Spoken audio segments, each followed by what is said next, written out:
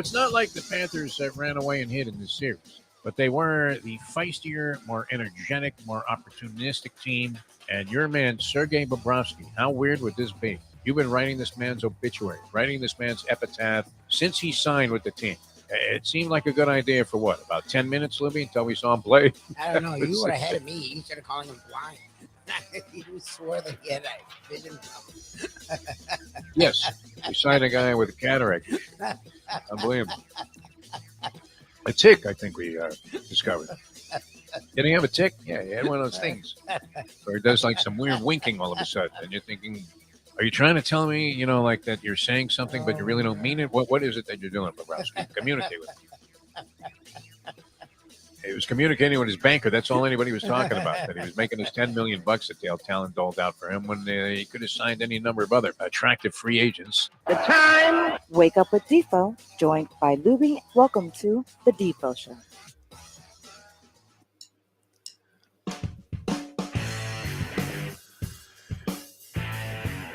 Oh, and 150, Lubie. There are a lot of numbers to look at in sports. Oh, and 150. We were just talking about this on Defo on 5. And sports is largely based on numerology. It's a huge part of it. And you keep looking at situations and circumstances, and you're thinking, well, eventually that has to change. Somebody has to break through and come back from a 3-0 deficit. And the last thing you want to anticipate is that it's going to happen to you, right? Yankee fans, where the Boston Red Sox came through. What was that, 2004, somewhere in that area? And down 3-0, and they come back and they win the series. And everybody's like, whoa, that's never happened before. Can you believe this? I mean, what a bunch of chumps those Yankees are.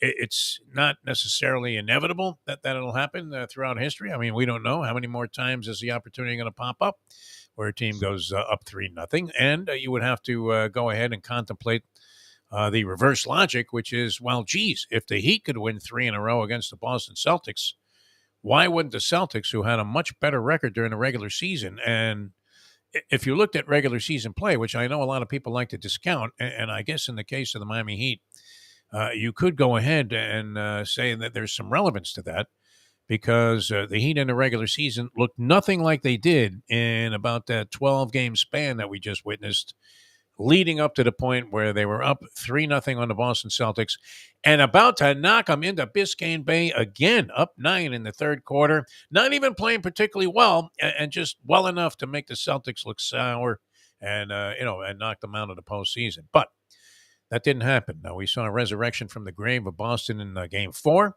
and last night we saw an annihilation, a complete dominance by the Celtics in Game 5. It was Game 3 in reverse, Mike Lubitz, where you were wondering, what the hell is going on out there? I thought I even heard Lombardi at some point whispering in the ear of Eric Spoelstra, hey, Eric, what the hell is going on out there? And we don't know. Now, Jimmy Butler, who is guaranteed that the Heat will win the series, he did not necessarily stipulate that it will close in Game 6 coming up on Saturday night. That's tomorrow night. And I know a lot of people were down on me saying, hey, Defo, what are you talking about? You want to see more games? I wasn't happy with that. Look, it has nothing to do with you, but it's not. Well, I felt it was going to happen anyway. I mean, that was part of it. Yeah. I didn't know that it was going to happen like this. That was the thing. Yeah. Such ugliness last night out there by the Miami Heat. Jimmy Butler, where was his 50-point Jimmy Butler? Where was playoff Jimmy? And where's he been the last couple of games? Is there something else? I don't know. Dave Hyde, when he was on with us a couple of weeks ago, remember there was all this speculation, geez, his ankle is bad. I don't know if he's going to be able to play. And, he had come back from that and seemed to acquit himself very well. But there was other speculation that maybe there was something else wrong with this guy. I don't know that there is. It doesn't look like he's playing in any kind of discomfort, does it? You might feel a little bit of discomfort. He doesn't look hurt in his movement. It's his lack of aggression and effort. Like, he was getting to the basket at will. Yeah. He's now just settling for weird shots. He doesn't turn the ball over really ever. He's now making really lazy passes. A lot of passes straight out of bounds last night. Yeah, that's why. Not that they were in this thing, but I mean, they were kind of hopelessly out of it from the start. A chance to get in it. They yeah. a chance. It was really, really, I mean, one of those very deflating efforts by Miami, and it reeked. It really did, Libby. It reeked of the idea that, well, this game doesn't matter. Well, your very syndrome that you despise about Miami Heat basketball and any team that you root for. where they, are kind of mailing it in, if you want to use the cliche. And it did appear that they were just, and even sort of stated after the game that they're all in on Game 6, which is a very risky proposition, is it not? If you're going to be a team and take that approach. Now, let's not forget, Luby, and I don't know that this has been demonstrated. You would certainly be able to make a very valid case that it's anything but the truth, which we have been doing for the last week and a half. That there is no great disparity in terms of talent between the Boston Celtics and the Miami Heat.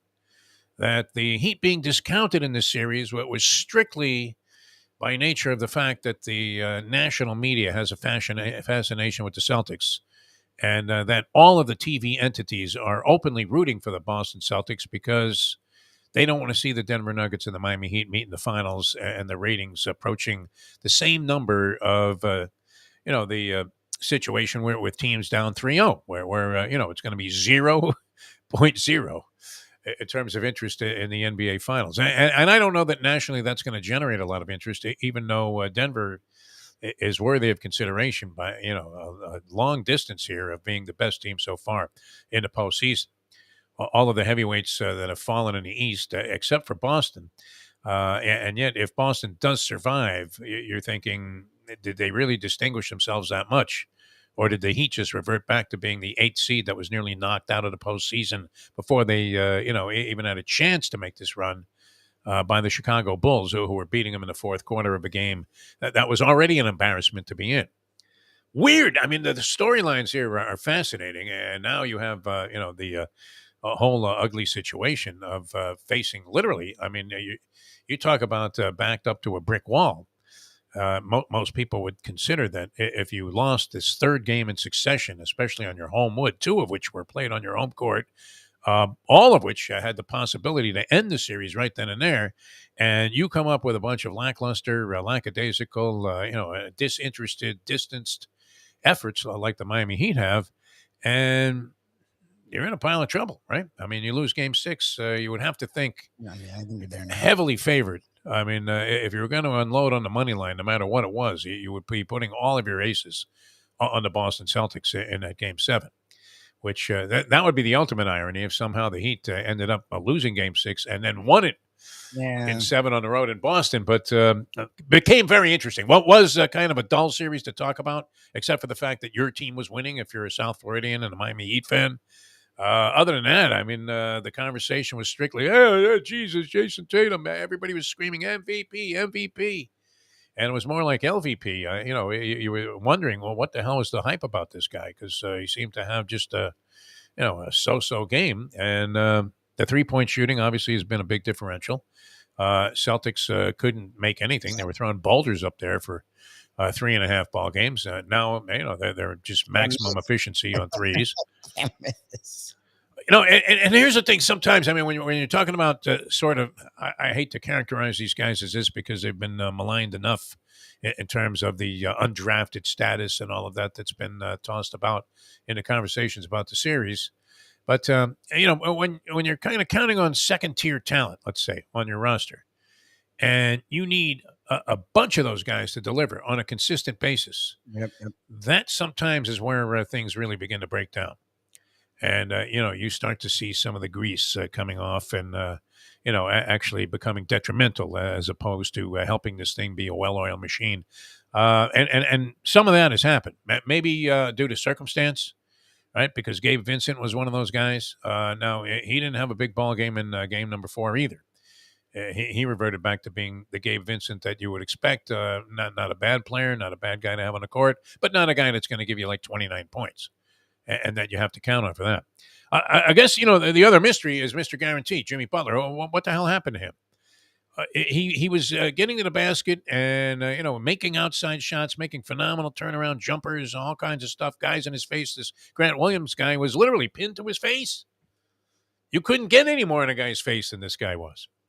That seems to have dissipated, though, that intensity. I mean, and it doesn't seem like the Boston Celtics need to be or are nearly as fearful of Jimmy Butler ruining their chances as they were earlier in the series when, Jimmy Butler was putting his name and blazing it on the marquee of all NBA stars and, actually getting relevant conversation about how come this guy doesn't get more consideration as being among the greats. And the Kawhi Leonard types, or players like LeBron that can carry a team on their shoulders, and that you expect him to. You thought that he wanted to be accorded that kind of, testament, Yeah, but doesn't seem like he's fighting for it as much. I don't know. He was very confident after this game. You're very confident, Lubie, that Game 6 will end in a Heat victory, and this whole conversation will end. I don't know that everybody else has that same faith. Because just looking at the balance of power in the series so far, I mean, the Heat were, making very suspect the entire regular season and all the raves about the Boston Celtics. And then in the last 6 quarters, they've been getting dumped on. I mean, it's a mismatch. It's one of those early prelims at the fight card in Hialeah where you're going, wait a minute, one guy is 17-0, the other guy comes in with a record of 1-22, fighting out of the great fight city of Kansas City, Missouri. You're like, what? Where did you take this guy up? But anyway, that was interesting last night for about 5 minutes. And then you were just stunned. I watched really, and I don't know about stunned disbelief, Lubie, but I thought, well, at some point, Boston's going to cool off a little bit, and Miami's going to get back into this game and at least make a contest of it. It didn't happen until scrub time, and the only contest was whether or not those that were backing the Boston Celtics, of which there were many, I'm sure, were willing to lay the 9.5, and if they were, how nervous did you get when the total got down to 10 from 24 in a short period of time? How bad are those scrubs on the Celtics? I mean, you talk about depth. Once they get past their seventh guy, that's the ugliest bunch of basketball players. They really do. I don't know that they could beat the Washington Generals, those Celtic scrubs. Could they? I don't know. Could they beat athletes in action? It's their deep bench. Most NBA deep benches aren't good. I don't really put much into their deep bench. It's whatever. I mean, the playoffs usually don't go more than 8 deep anyways. Do you remember this guy? I mean, do you remember athletes in action? Did they ever take on like FSU when you were there? No, I don't know what the fucking athletes. Athletes in Action was like some Christian group or whatever that was comprised of former, college basketball players. And the Mavian had some pros on there. I'm not sure what I'm not sure if they could have qualified to play against college teams if they had former pros. But anyway, you remember a guy like from UCLA, a skinny guy? He was like a 7-footer, Ralph Drollinger. He was the kind of guy that you saw on the Athletes in Action team. And the Heat looked like they were athletes in action going against the Celtics last night. Where athletes in action would come in for like a preseason exhibition. It might have been some way of circumventing the parameters of the number of games that a college team could play, because they would always be there like against Syracuse in an exhibition before Syracuse played its usual arduous schedule before the conference got underway, and had their annual game against Lemoyne, which I think Jimmy B managed to lose at some point before senility finally fully surfaced, and they brass there at Syracuse said, "You know what, Jimmy B, it's time to go. It's time to go." But ugly from the start. That's what you would have to say. Date with infamy. Is that what we're looking at tomorrow night? A date with infamy. I mean, Mike Lubie. This goes beyond just the series, title being decided and a chance to go on and win an NBA championship. You don't want to be the one. Like, no one wants to be the one. And starting to say it's 3-2 now. No, it was 3-0. And that's what it was. And there's a momentum shift, though, that you can clearly see. I mean, it doesn't mean it doesn't reverse right back, but, and that's what Eric Spoelstra was saying after the game. That was his comment. Like, in a series, this shit happens. Yeah, it does happen. And I wouldn't have been surprised if you told me that Celtics get it to 3-2. Look, when they showed that thing, it's crazy that it's only been 11 teams, but it was like, of the 104-50, I guess, there was like 90-something that closed it in 4, which I find interesting. Like, you think usually teams get at least 1. Because the 3-0, typically would represent a mismatch. And you're thinking that a lot of that occurred in early round series, not necessarily the finals of the conference. Yes, 3-0, it's usually because one team's like a fucking 1 or a 2, and the other team's 7 or 8. So it makes sense. You don't see it this way. So that's why I thought that number was a little weird, and I didn't see it ending. Some team that barely stumbled into the playoffs, like the Heat, going against Milwaukee. You would have expected if Milwaukee got up 3-0 in that series, they'd probably close it out in 4. Yeah. The other one, then it was okay. In 5, it's like 40-something. And I was like, okay, that I can see. But again, then you'd be in Boston. Are they really going to do that? Fine. Okay. The other one's 11. Like, I would have seen it getting to 6 more than that. It was about 11 or to 15, something like that. Yeah. closing in 6. So it's still, you can say it's 3-2 now, and that's what Boston is doing. No, it was 3-0. And if you're the Heat, if I'm supposed to, I'm putting that on the goddamn thing. 0-150, 3-0. I don't give a shit about all that other garbage. It's 0-150. You were up 3-0. You had 2 shots, and not only you didn't close it out, you literally laid down. And that's the one thing about the Heat. They don't lay down. Well, the last 2 games, they freaking lay down. They have not been good. That you can certainly concede. I would say this about the 3-2 situation. Look, I mean, there are a lot of ways of looking at it. And there's still a large hill to climb. I mean, Boston has to win 2 more games. The Heat only have to win 1. But the whole thing about the adage of 1 game at a time takes on far more relevance when it's 3-2. Yeah, obviously. Than it does at 3-0. And you're looking at even broader cliches like, well, geez, you can't win 4 games in one night. Well, you don't have to. And so, staving off elimination in Game 4 was huge. And most people were of the frame of mind, including the odds makers who installed the Heat originally as 8.5-point favorites, that Boston was going to win this game and force a Game 6. But now that 1 game at a time for the Boston Celtics is much more relevant, is it not?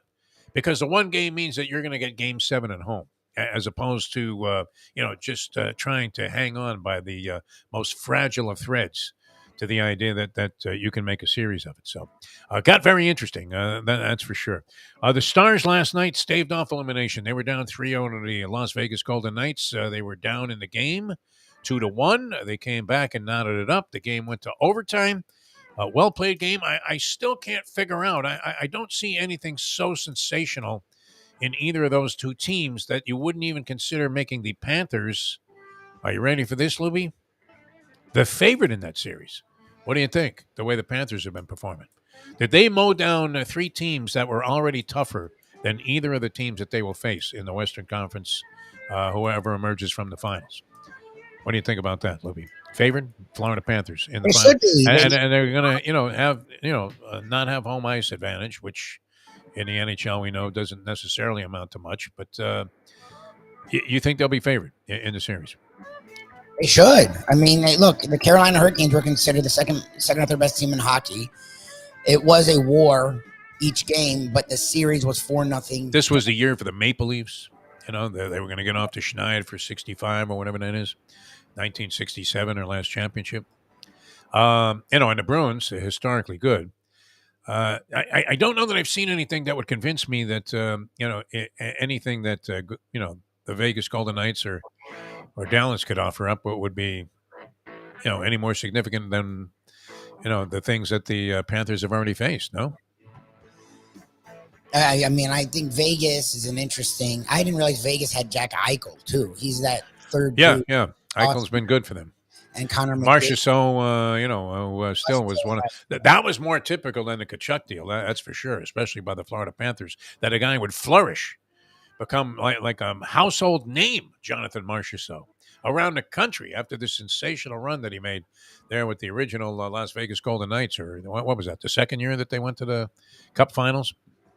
First or second year, the Golden Knights. It wasn't their first. I want to say the first year. I think it was their first year. Yeah, that was incredible, and it was with Riley Smith and Jonathan Marchessault, who had just been let go. Another series of brilliant maneuvers by Dale Talon, who seemed hell bent on burying the franchise. Did he not? And yet, they're still there. They're I think 2 of 3 or 4 players that were part of the original Las Vegas Golden Knights roster. 6 years now in the works. Very feisty team, the Golden Knights actually, seem to play a very similar kind of game as the Florida Panthers do. Wow, I mean, the Dallas Stars and the Las Vegas Golden Knights, between the 2 of them, I don't know that, you're overwhelmed if you're the Florida Panthers. So we might have the Stanley Cup. We might become that. How weird would that be if we win a Stanley Cup with one team and then the other Cinderella story ends, as unfortunately most fairy tales of that nature tend to do with Pumpkin City. I don't know that we would recover from this. Do you, Lubie? If the Celtics came back and won this series in 7, and your name was etched into the, just the annals of infamy. No, well, you recover fine. Again, look, and I get it. Once the series happens and you go up 3-0, it changes. No, it doesn't. They were the 8th seed. This year was fucking weird.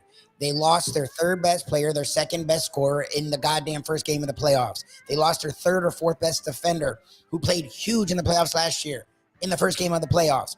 That doesn't change. People can change that. It doesn't change. What changes is with that, you were still up 3-0.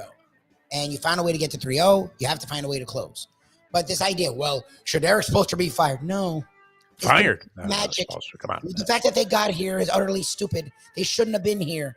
It's ridiculous that they got here. To forget that is done. Spoelstra is less likely to be fired than he should be, to have the 5-year or whatever the wait period is to get into the Hall of Fame, rescinded so that, he could just go in now. Yeah, I mean, come on. Yeah. Look, you can't lose being up 3-0. You don't want to lose being up 3-0. Would it be ruins? No, it would mean, thank God, they'll change some things because they have to. Bam is not a number 2. Hero's not a number 3. Their depth is admirable, but they need more talent. That doesn't change that they got this far. But since you get here, you want to get to the finals. You want to get there. Will they beat the Nuggets? No, they're not going to beat the Nuggets. The Nuggets are the best. Well, you don't know that. I mean, obviously, you didn't think they would beat any of these teams so far. I thought they'd beat the Knicks with series. That was the one that I was sort of confident in. The only one I didn't think was the Bucks. I thought the Celtics show was a load of garbage. And the Celtics struggled with the Hawks and the Sixers. Yeah. And I thought they'd beat the Knicks. No, I actually did think they'd do this outside of the Bucks. I don't think they'll beat the Nuggets. Look, you don't know, fine. But, I mean, the Nuggets don't do it. Both these teams do it. Both these teams are like this, where they have the talent, and they'll just say, I don't know why. The Nuggets don't do that. The Nuggets... the Nuggets have been very efficient. I mean, in spots, they've shown even slight vulnerability. They bounce right back and come on like a 12-0 run. And they do it in a way that makes you think that, they're not subject to wild swings of ineptitude. I mean, they just seem very efficient the way they run their offense through Jokic, and the other guys have been coming up big. I keep seeing Joe Willie going out of the Orange Bowl like this, right? With Butler, the guarantee. I forgot. Okay, so Butler did the exact thing in the last 2 series, and they won exactly the way he said they would. I just don't need it. I don't know. I've never been a big fan of talk. Players like doing it. I think it's dumb. Talk is cheap, my friend. Go play. Yeah. Some guy does all the talking like Antonio Margarino, and he's screaming, you're a pussy, you're an asshole, you're this, you're that, right in the middle of the ring. And meanwhile, he's just eating leather from Manny Pacquiao. Exactly. I mean, it's one thing. Open your mouth again there, Antonio. I'll put another fist right through your teeth. Incredible. Yeah, no, I never was big on the talking. And I did a lot of talking when I was playing. And I didn't necessarily care for guys, jabbering away. And I thought, this is very easy to ignore. Because as you're telling me that, my mother, is this, that, or the other thing, I'm driving by you for another layup. Yeah. Well, no. Yeah. Boston was down 0-3, and it's like, don't give us one. It's like, well, what about the last 2? Yeah. That's stupid. It was ugliness, Lubie. It was ugliness. All right, Marlins in a tough beat yesterday. I mean, what happened there? This Brazoban? Wow. Yeah. Oof. All 6'3", 155. Is that Felix Heredia? Only pitches right-handed? That's what it looked like. The guy's real thin. Dylan Floro got shelled. He came in, gave up 4 runs. The game was 2-2 late, I think 8th inning. And then in improbable fashion with a surge of power, won by, I mean, if Jim Sarney has an MVP vote, it's going to be for Jorge Soler, who now has 15 home runs. He hit a home run yesterday. The guy makes the catch in center field. He's got the ball in his glove, and as he hits the wall, the ball drops out of the glove and goes over. Yep. That was kind of weird. And then Cooper comes in to pinch hit with 2 away and just bombs one. Yep. And so it became 6-6. And I think the Marlins had guys dancing on the base paths even after that. Had a shot to knock in some runs, but failed. Colorado comes back and wins it, though, as this Brazoban comes in, walks the bases loaded, including, I mean, I flicked away from the game, and I tuned back in, and he's got an 0-2 count on the guy. He's already walked 2 guys. He gets a fly ball. He has an 0-2 count on the next guy, walks that guy on the next 4 pitches. And then the Marlins, have you seen this? They bring in one of their outfielders to the infield. Bring the infield in. What is this Schumacher doing? Don't get cute. Just get Brazoban out of the game. I mean, he had nobody warming up. Was he out of pitchers? I don't know. Sarney says A.J. Puck has been unavailable, and that's killing the Marlins. Now, he was playing AJ well. shoot the puck. He was playing well. I didn't realize he's not. Yeah. But, wow, I mean, hard pressed. You know, no lead is safe at Coors Field. Is it still Coors Field there? What do they call the stadium there? I don't know. They might have taken some money off somebody else, gone Roger Goodell on this thing. But they Rockies come back and win this thing, bottom of the ninth after loading the bases. A little chopper goes down the through the infield, even though they had 5 infielders, 3 on the left side, and that cost the Marlins a game. So they fall back. All right, we're going to come back with the Greek and find out what he thinks about the series, see who he's betting, and, just have some fun with the Greek. The professor will join us with the big board. That's going to be a lot of fun. Always a pleasure. You have any ideas as to what it might be? No ideas. All right. Because usually, you have to act as, our own version of the FCC. Yeah, no, I have no idea today. And at least try to temper and not necessarily censor, but temper. Although with Ron DeSantis running for president and openly handing out copies of Mein Kampf at his book signings, does he sign that book or does he actually have like a book that he wrote? He wrote a book, remember? That's what he was doing. He was okay, good. Yeah, I can't wait to read that. That'll be very exciting to read about family values and things of that nature with Ron DeSantis. How is it that this nutbag is even under consideration? Because the right president of the United States, never mind Trump. Trump looks sane compared to this guy. The right has traded its soul for victories.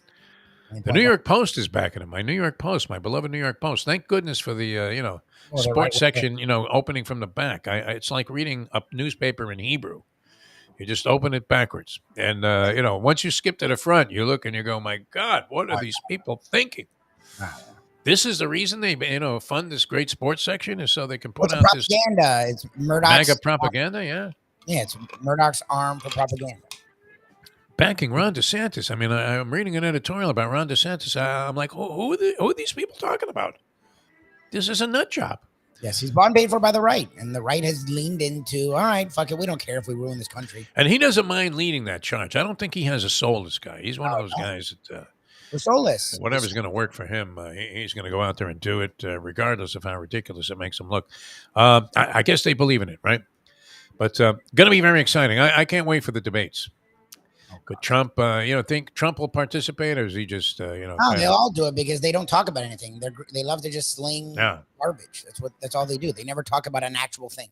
Nothing. They don't have an actual plan. They don't want a plan. They just want to perpetuate, be bad, and just blame the other side as much as it's just their fault. And no, their own side doesn't realize that it's their fault. They believe all their bullshit. Well, I mean, this was a shame. It actually moved me a little bit. I was watching some of the features on, the 1 year after Uvalde shooting that they had on the news. I guess the anniversary of that tragedy was a couple of days ago. And you're looking at all of these incidents that have been just absolutely hideous. And you're thinking, even a year after this latest one, nothing has been done in the direction of change or reform or trying to deal with any aspect of reasonable gun control in the United States of America. So where are we at, Lubie? I mean, still nowhere on most of the important things, and everybody's screaming back and forth about, I don't want you reading a little, Red Riding Hood. You're like, what? Turns out that was porn compared to... the thinking of Ron DeSantis. All right, we're coming back with more. The Greek's going to join us, the professor, the gambling gourmet, Mike Mayo, also on board. That was fun yesterday. Delaware Chicken Farm and Seafood Market. Yeah. I kind of dug that. The inside, was... Yeah, we're not eating outside ever again. I love Mayo, but that's never happening again. Yeah, who wants to sit there and schwitz in the parking lot, breathing in horrible gas fumes? The view was great. We're showing... the place and how this is what the place is all about. It's hopping in here, yeah. Yeah, I don't know why we were outside. That made zero sense. I always love it when guys carry on full-blown conversations with you while you're doing a show. People that are just walking by. And we got to go, actually. The Greek's, waiting. But is he waiting? Okay, sorry about that. I just think I understand you don't find it annoying or like I do, but, if you have a mic, everyone knows what a microphone means. I don't understand when you have a microphone on, even if you don't know what a podcast is, they're doing some kind of a broadcast. Yeah. I never got that where it's they start talking to you like you're selling. We had food, so you want to pretend like it's Publix giving out samples. Yeah, but those people don't have microphones. Yeah. You all have microphones on. What else are the fucking microphones for? No, I mean, people are just, yapping away there and you're thinking, well, what do you want me to do there, guy? I mean, no one can hear you. So, I mean, it's kind of useless to the broadcast to entertain this conversation, which you might be thinking about this one. So we're going to come back with the Greek in just a moment. Now that 7:36. Folks, Tony Segreto here. Let me ask you a question. What do you look for when you go out to eat? Good food, obviously, friendly atmosphere, not too loud, but good energy, reasonable prices, and a place where you feel comfortable. All those ingredients, no pun meant there, are hard to find unless you're talking about the Texas Roadhouse. You see, they encompass all of those attributes. Really, really good food, amazing atmosphere, good for a family, good for a date, or just a night out for yourself, and prices that will make you extremely happy. Their ribs unmatched. Steaks hand cut every day. Everything, and I mean everything, is made on site, including their incredible bread.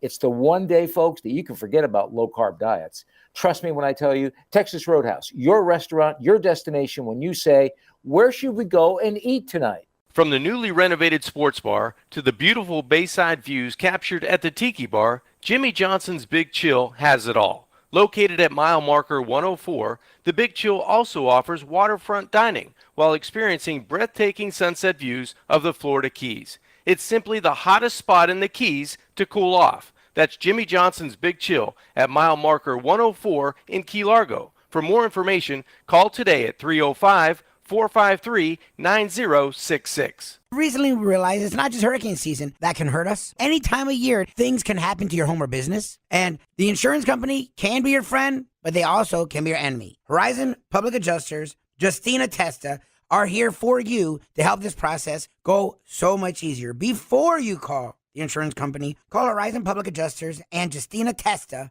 at 954-809-8752. Would you go into court without an attorney? So why would you go up against an insurance company without Horizon Public Adjusters and Justina Testa? 7 to 10 times more money recovered with a public adjuster than if you went on your own. If there's no recovery, there's no fee. Give them a call at 954-809-8752.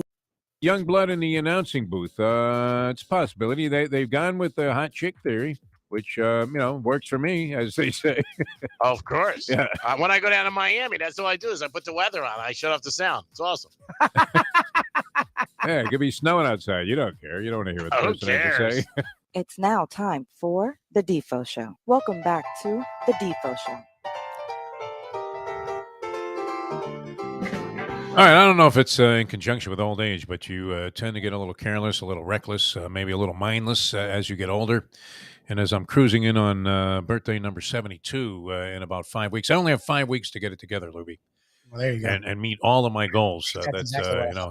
I keep setting aside for myself, but I can't get by day one of the new program to try and get on the path to perfection. But strange things happen. And yesterday I had to go cash a couple of tickets at the Harris Casino that I had from Saturday, so I could have the money from my bankroll for today and our appearance at Gulfstream. Right, so I'm punching a couple of races, just screwing around there, killing some time. It was pouring outside, didn't feel like leaving, and I hit a race, and then I'm putting the ticket in the machine. And it keeps saying the results of this race are not final. I'm thinking, what are you fucking talking about? They put the prices up like a half an hour ago. I'm ready to scream. I'm looking for management, whatever. Keep putting the ticket in, it keeps popping out. Ticket in, keeps popping out. So finally, I look at the ticket and I go, oh, fuck, I bet the wrong track. And I punched the ticket myself. and that's how people had to feel that had the Celtics, laying 9.5 last night. No, and maybe, I don't know how relatable it is to this gentleman who's usually on the right side of most of these wagers. But we welcome to the program one of our more distinguished and greatest of friends here on the show, and that is the Greek, who joins us right now. Greek, how are you, my friend? I'm doing good, guys. How are you? Good morning. Good. I mean, you're still a young man and razor sharp, obviously, and very much in the prime of everything that you're doing. But do you find that you're, guilty of making mindless commissions of error? And is it not especially disturbing if it happens to filter into your gambling? I mean, have you had that happen to you yet? I got married.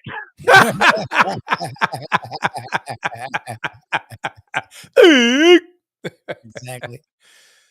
were you sincere when you said I do? That you thought this was going to last until death did you part, or were you ready to kill her after 5 minutes I to make that sort happen? of, I sort of thought that Yeah. foolishly, but things happen, and How sure were you? I mean, is it just something you wanted to believe, or did you really believe that was going to happen? Like Lubie with Game 6 in the Heat. I don't know. It's every time I come on the show, this is all we discuss. Well, yeah, it's just a huge area of curiosity, but it also gives people a foundation for which to know where you're coming from. But no, I mean, look, I'm 0 for 2 with a walk, so it's not like I haven't experienced similar things, Greek. No, I mean, I obviously thought that when I got married, it was going to last. I wouldn't have got married if I didn't. Yeah. It's like putting in a bet. You don't put a bet in, you think you're going to lose. Like, yeah, I thought I was going to lose. People were on the under at my, especially this last marriage, which I think the under players got crushed already. Yeah, well, it happens. I mean, there's mistakes. That's why there's the races on pencils, right? Exactly. Yeah. All right. What did you make of this thing last night? I mean, could you relate it all? Here's a game. It's a complete blowout right from the start.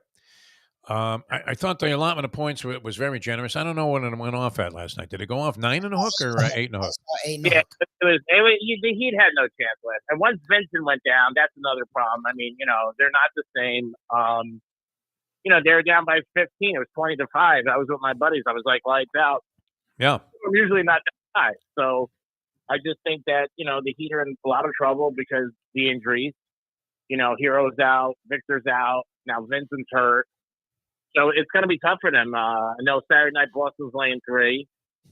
And we got to win Saturday night. If we don't win Saturday night, it's tapioca because I can't see us winning game 7. And in the NBA format, when a team's up 3-0, it's 149-0. It's 150 and 0. Now 150. Man, Denver made it 150. 150. Yeah, the Heat would make it 150, but who wants to make that stat? Well, we're the team who lost.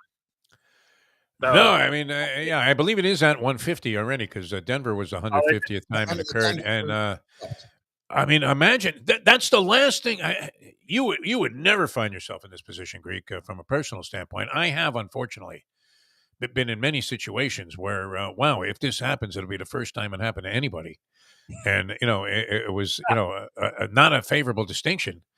You don't want to be that team. I mean, imagine that would be all the Miami Heat franchise would be remembered for. Never mind the championships. People would say, "Those are the guys that lost." Yeah. Well, again, just like when the Yankees beat the Red Sox that time, and it was 3-1. Boston came back. So I mean, it's tough. They're in a tough spot. They shouldn't have been here anyway. But that's here nor there. And hopefully they can win Saturday night. I mean, if they don't win Saturday night, then they got Monday in Boston. That's going to be tough. Memorial Day and that whole drama. So forget about it. Yeah. I know. It's Paul Revere will be in the rafters there for that one. Are you kidding me? Must win. Yeah, that's everybody has smoked a cigar like Red Auerbach, the whole thing. It's not going to be good.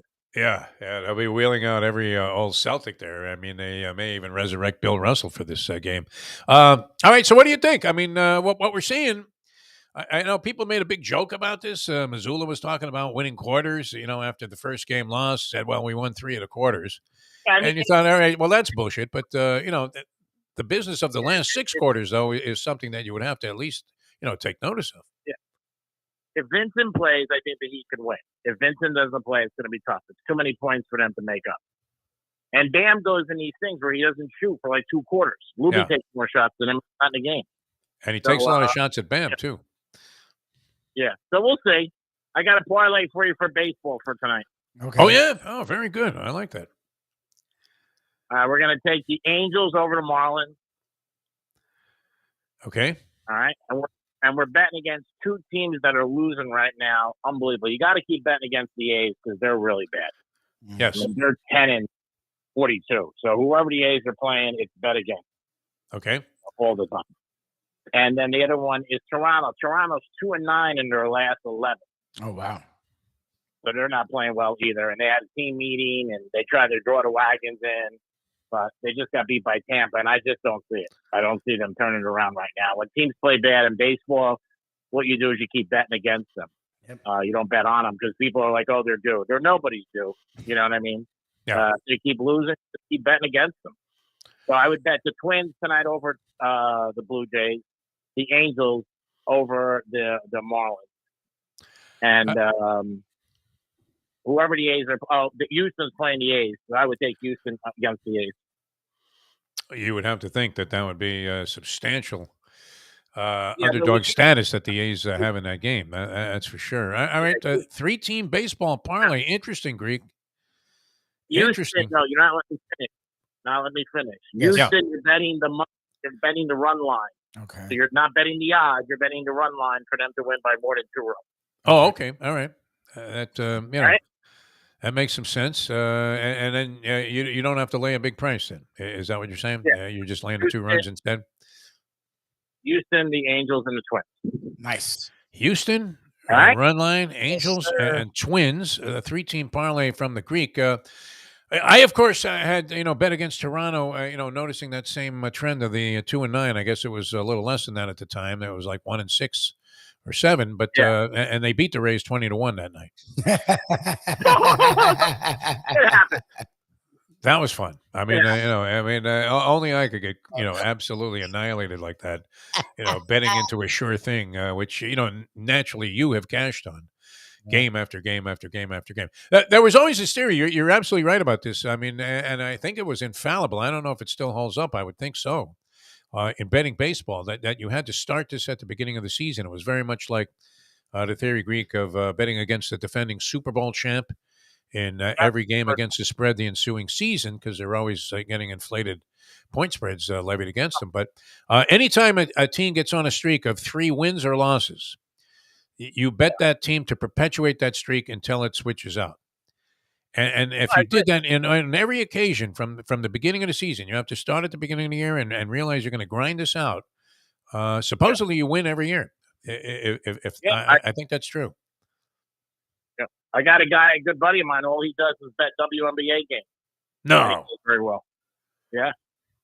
What's the lowest form of degeneracy that you've ever exhibited besides that trip to that very clandestine casino that was underneath some knockoff purse shop on Canal Street? Yeah. Yeah, I would think betting on elevators at the Wynn Casino at $100 a clip. That's my favorite. Which one's going to get there first? Yeah. Bet on the golfers at the Wynn. Who would hit the ball farther? And then my buddies would go find the guys on the buffet line and start cursing them out. My buddy be like, "No wonder you can't hit a golf ball. You're eating again." The guy's looking at him like, "Who the hell are you?" He goes, "We were betting on you upstairs." Oh, the guy like flipped out. He goes, "You bet on us?" He goes, "Yeah, we have nothing to do." You guys have Memorial Day. Want to say hi? You got the parlay, and let's talk next week. Go Heaters! All right, we love you, Greek man. You're a great American, Greek, ladies and gentlemen. All right, I'm very encouraged by the Greeks' behavior of late. Are you not? I mean, after that brief time, I mean, we all know it's well documented. We've given them enough grief about it. Where the divorce was transpiring, and in the process of happening, and he was heartbroken, and maybe he really did mean it. How many of you guys out there meant it when they gave you the business? Did you mean it both times, Lubie? Till death do us part. I think you meant it this time. You were dead serious. Both times. She was like juggling bowling pins and eating burritos, and you were staring straight into her eyes. I meant it both times. To get married, Greek said it perfect, especially for the gamblers to understand. You don't make a bet if you really don't think you're going to win, and you're not. Oh, get out of here! What are you talking about? You make a zillion bets that you know you're going to lose. Then why would you bet them? Because we're fueled by self-sabotage, Lubie. Oh, that's you. You make a bet because you think you're going to win. Maybe the world thinks it's dumb, but you personally, and that's marriage. Look, a lot of the people can see your marriage is going to fail. You don't see that. The same thing with betting. Maybe I did. I don't know. I might have anticipated, the previous two falling apart. Thinking it would fail. No? See, now, I mean, when the guy said, well, will you, Jeff DeForest, do you solemnly swear you'll take this woman to be your lawfully wedded wife until death do you part? Do you think it was, an indicator when I actually fired back instead of I do? I'll take a shot? What do you think? Because that's the way I guess I looked at it, right? All 3 times that I was taking a shot on this thing. You, on the other hand, had nothing but firm and dedicated commitment. 100%, both times. I now have treated them differently. I've learned from lessons. Yeah, I mean, you let Shirley just absolutely keep you on a leash, which is fantastic. Yeah. Whereas, I mean, you might have offered some resistance to that concept with your previous bride. But that was short lived. I don't even know what happened there, Louis. That was one of the strangest things. I mean, I've been involved in some bizarre stuff relationship wise, but that was a weird one, man. Yeah, How long were you with that woman before you married her? It was a while, wasn't it? 3 years. Yeah, but remember, we got engaged in the first year. We were just engaged a long time. We were engaged for like 2.5 years. That is an indicator to me that it's not a good thing. Well, to book the place, you had to book it out 2 years in advance. Oh yeah, 2 years in advance. Yeah, it's crazy. Wedding things down here are nuts, especially at certain times of the year. Why are so many people getting married that they're tying up all of these wedding places? South Florida's a big. That you had to ship all the way to Homestead to get married. Unbelievable. Did that on purpose. That wasn't a hack. Why not just get married in Cleveland? We could have all flown there and had a good weekend. No? It was pitched as a local/away kind of wedding, and that's what it was. I don't know. Whatever. Anyways, yes, to do weddings down here, you usually got to do it like 1.5 to 2 years out. That's just. Did you stop at that Church's Fried Chicken on the way out of there also? No, but I would have. You would have, yeah. Church's Fried Chicken. My favorite. Is that overrated or underrated? What do you think? I didn't think it was all that amazing, to be honest with you. Church's Fried Chicken. It's my favorite fast food fried chicken. Oh, yeah? Fast okay, food. but is Church's among the ones, I mean, this is more Mike Mayo lunchbox material, but is Church's among your favorite fried chicken chains? Because, I mean, it was like a novelty to see one, I think. Well, they never exist. They're usually in the hood by like a liquor store and a gun shop. Like you don't see them. Like you'll see KFC everywhere. Popeyes, maybe. KFC is okay with me, but nothing special. KFC is the worst. Popeyes. I mean, what are they? Are they serving chicken or sparrow? What is it? I mean, I've never seen chicken. Maybe it's not because they're not laced with hormones. I would imagine that's not the case. I mean, that they would do everything they could to pump up these pathetic little birds that they're serving. But, not bad. I mean, it's not like it's horrible, right? Kentucky Fried Chicken. I don't think it's bad. I put it behind Publix. Like it's either Popeyes or Church's, depending on your taste. Yeah. Then Publix, which actually has pretty good fried chicken. Publix has good fried chicken. No question. KFC. Yeah. KFC's the worst to me. I used to like KFC, but they've fallen off. But Publix puts an immense amount of breading on it, though. I mean, if that's the way you like it. If you just want the crusty stuff, that's it. You may not even find a piece of chicken in there. There may not even be a morsel of meat. It's just it's like Hooters wings, right?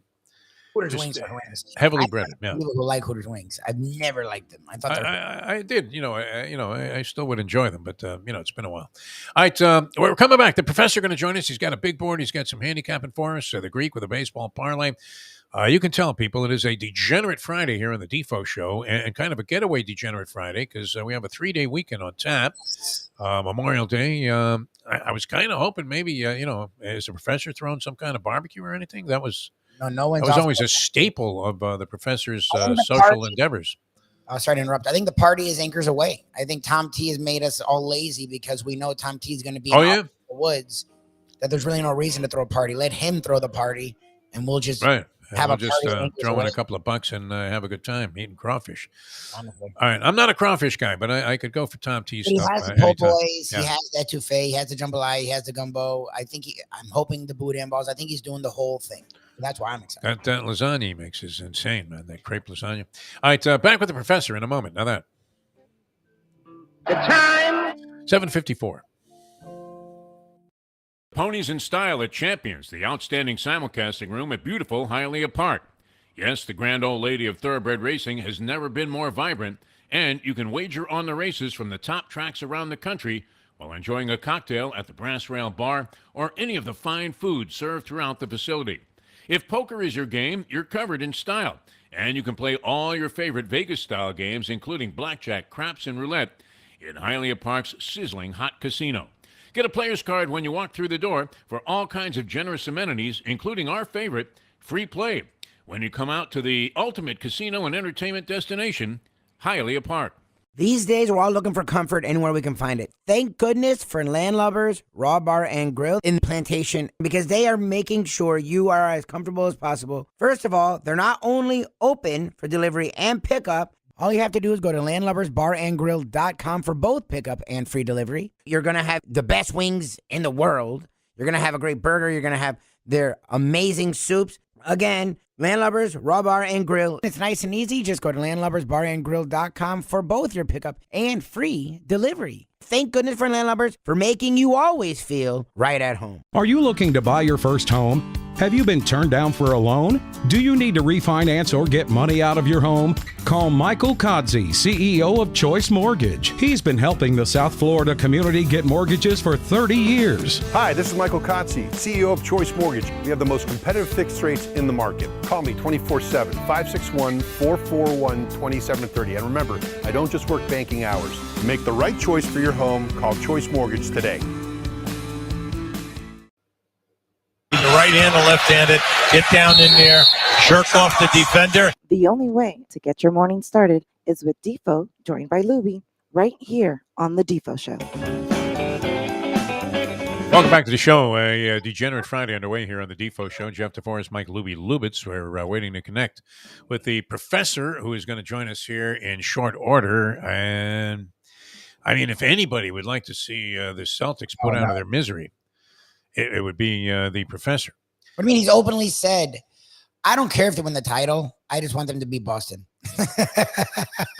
Yes. Well, I mean, nobody has any more negative and, I mean, ugly sentiments about the city of, any city for that matter, than the professor does about Boston and all Boston sports. He has to be especially delighted, too, to see the story about the Patriots surface, where we still don't know. I mean, what level of unscrupulous nature could you possibly exhibit that you would lose a couple of organized team activity? What is that like? Like losing a bologna sandwich out of your lunchbox? They don't even care anymore. Like back in the day, OTAs was sort of a thing. Now, no one pays. Who pays attention? I didn't know they were having OTAs. Yeah, that's little we pay attention to OTAs these days. The only news coming out of the NFL, I mean, you'll find this surprising, is about greed and avarice, of course, and this whole Thursday night flexing thing, which may not even happen. That any games are flexed, and does that not make it even more strange that the league would want its fans to have no more belief and no more certainty that their game at 1:00 on Sunday was going to happen on November 23rd or whenever it is? But and after making plans, okay, we'll fly to Cincinnati, we'll come see you at a game, we'll hang out together. And, people are making these plans well in advance. And, of course, I guess it's not the last second, but a month out, the NFL says, oh, that game sucks. Al Michaels won't call it. And they switch it out. But, they're definitely laced with greed. The professor does join us now, and this is great. Professor, I mean, you have to be just, I don't know. How are you approaching this whole thing with the Celtics and the Heat, besides from a standpoint of absolutely, despising anything that happens in Boston? That's good. What else is there to react to it? I mean, Lubie's confident that it's over on Saturday night. I'm just not concerned. I'm in the middle between confident and concerned. I don't know what to think after whatever the fuck that was last night. What'd you think, Professor? About last night? They played like garbage. Okay. I mean, look. Does it have any meaning? I mean, it means some of the things we've said have played out, like Kyle Lowry is particularly fat and useless and got the Heat off to a fat and useless start last night. Again, I actually texted Lubie about 2 minutes into the game. If this were horse racing. You didn't say it's over. No, I said if this were horse racing, they'd bring out the curtain and needle for Kyle Lowry.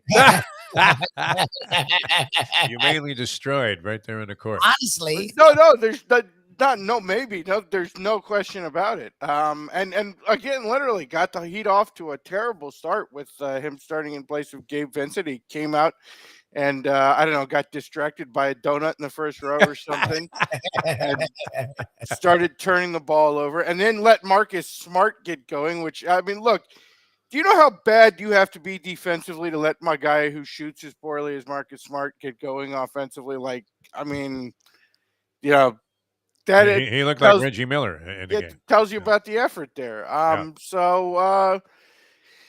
Look, if you're the Heat, you have not played well the last two games after playing incredibly well, particularly your role players for the previous games before that. I think everybody, myself included, probably had a little moment of angina or heart attack or whatever when Caleb Martin went down for a minute there, and I was like, oh great. Yeah, body count is what they're giving you now with the Miami Heat. Not even injury report. Again, we do have the options, which we still have not done, which is with Jaylen Brown now taking the mask off, just fire a ball into his face and break that orbital bone. I don't know why we haven't really gone with that strategy yet. I think you're playing Boston. There's no such thing as poor sportsmanship. Send in some scrub and just have him fire an elbow right in his nose. Exactly. Right on the bridge too, right there. Again, you have to know that who you're dealing with.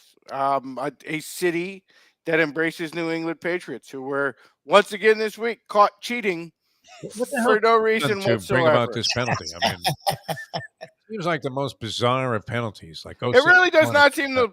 Again, that's not true at all. That's you, as you always do, sticking up for Bill Belichick. No, I'm not sticking up for Bill. There's I nothing can't surprising about what could this. they do? I mean, that would. What could they do? Yeah. Again, asking why Bill Belichick cheats. Like asking why a fish swims or a bird flies. A bird shits. He doesn't cheat for any reason. He cheats because that's who he is. Yeah. Exactly. It's very Trumpian on his part. Yes. Again, it's like asking why Donald Trump tells a ridiculously stupid lie about something totally inconsequential. I've never met this woman.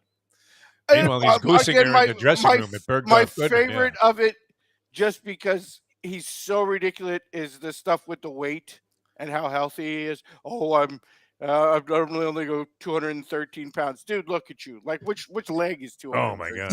The hair's getting funkier, too. And I say that as a fellow fat guy. I'm like, I'm not hating on it, but, like, come on. Like, no, he's not 213. Yeah. 312 maybe I switched up a couple numbers there. Oh no, I'm clearly my doctor says I'm the healthiest man my age of all time. I'll probably live to 150. Again, look at you. Like, you ain't that healthy. No. I mean, look at the skin color. These things The skin color. people exist to do certain things. Again, it's like asking, why I exist outside of my fundamental nature. It's dumb. So, like, this is what you're dealing with the city of Boston. You have to do everything and anything necessary to put the knife in them, even if it comes to doing it literally. Yes. I haven't seen Affleck in a crowd or J-Lo. I mean, of the people, when they scan the audience there, is there anybody that stands out that you particularly despise? Would it be Kraft? I mean, well, if Bob Kraft is there, obviously, I wonder. He's been a jinx. Yeah, he's been there. I wonder, does he go, door to door in the neighborhood and warn them, for the protection of your children, there's a sex offender in the neighborhood, obviously. But I despise all of them. I think Wahlberg has made an appearance. I thought I saw Wahlberg. Oh yeah, it's possible. I haven't seen one. I haven't seen Wahlberg. Again, local celebrity Barstool's Dave Portnoy, who's being particularly annoying on Twitter, he seems to show up every week. Yeah. He seems to show up actually both Boston and Miami. I think maybe he's flying back and forth. But he lives here. He has a freaking house. Yeah, that's what I'm saying. Yeah. All right. It should be well. Lubie is extremely confident. Jimmy Butler has issued the guarantee. Good. I'm glad Lubie's extremely confident. I'm still confident. Yeah. I'm just confused. Why are you confused? Losing to Boston and IC, that effort was fucking weird. Just the point where they had Bam himself had 4 turnovers. They had 8 turnovers in the first quarter and a half. It's like, come on, man. Like that, I just don't get it. That is confusing to me. It wasn't like Boston became the goddamn Pistons of the late 80s defensively. It was just their lackadaisical nature was freaking weird. I don't think it's weird at all. I think it's, again, very explicable. Kyle Lowry. I think Kyle Lowry's fatness and worthlessness clearly spread itself throughout the entire starting lineup. We were there through it was the middle of the second quarter, I think, and at that point the starters had something like a combined 13 points. So Kyle Lowry's fatness and worthlessness and sloth had it spread throughout the entire starting roster. How relatable was it to you, Professor? I mean, the only interesting aspect of the game then became, which, and I'm amazed. I have never seen pastier, whiter looking scrubs than the Celtics put out there in garbage time, and that's 2 games in a row. We've seen this cast of characters and worthless and weak. I mean, the old Niedermeyer thing comes to mind. But I mean, the spread I think went off 8 and a hook. And here, the Celtics are up comfortably 24. Heat starters are all on a bench. And then it gets down to 10.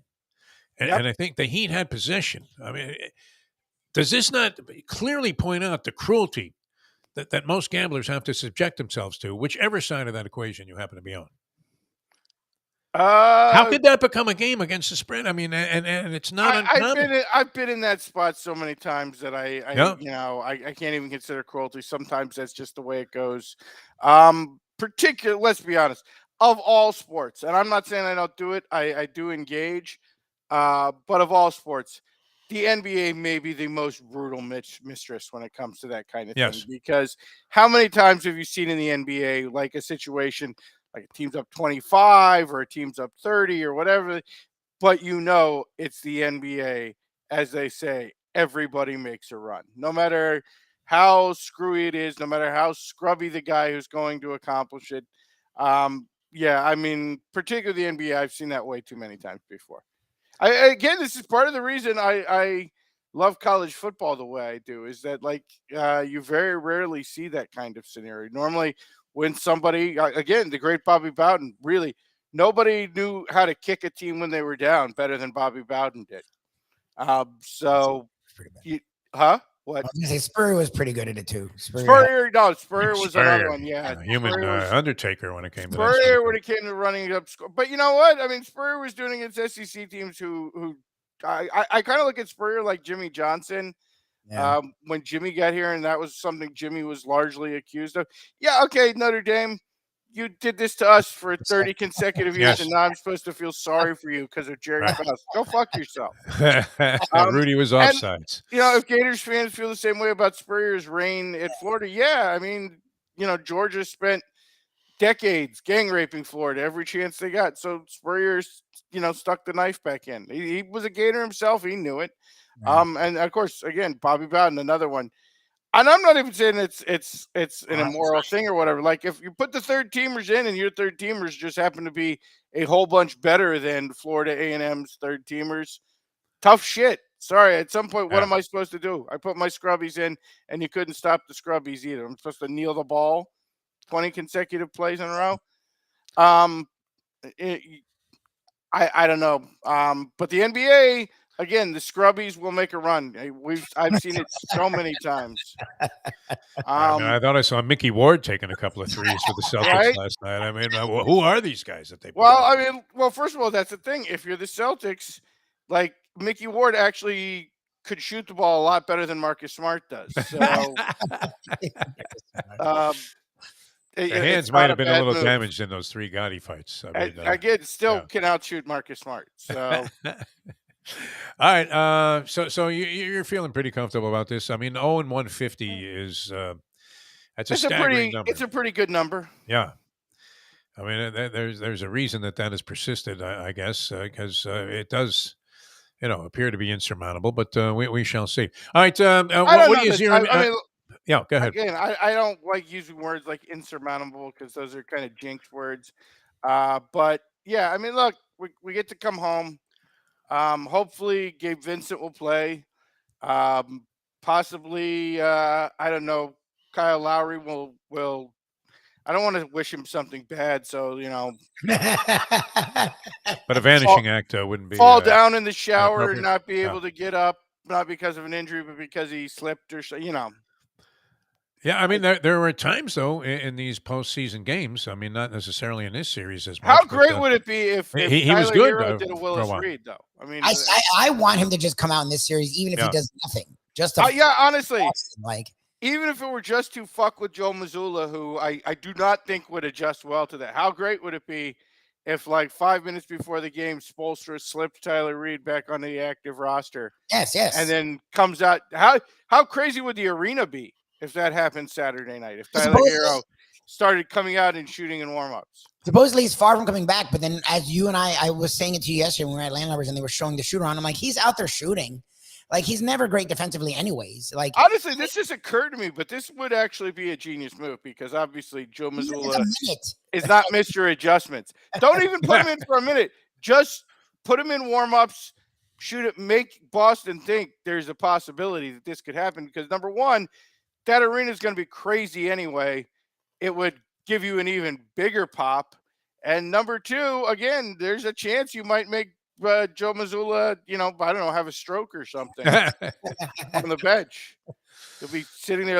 Again, I could not dislike this Celtics team anymore. I thought, and then came the revelation that Joe Mazzulla watches Ben Affleck movies 5 times a week. Oh, geez. To fire himself up. That would be enough, yeah. Could you possibly be a bigger scumbag? All right. I would really. They could have said before the game. Yeah. They could have. Oh well, yeah. Joe Mazzulla watches child pornography 5 times a week. And I'm a bit less horrified. The Affleck movies. The revelation that he watches The Town 5 times a week. Oh God, that was weak. That's not even a good movie. It's not even. Honestly, that was Ben Affleck as Keanu Reeves. Why didn't you watch the? Yeah.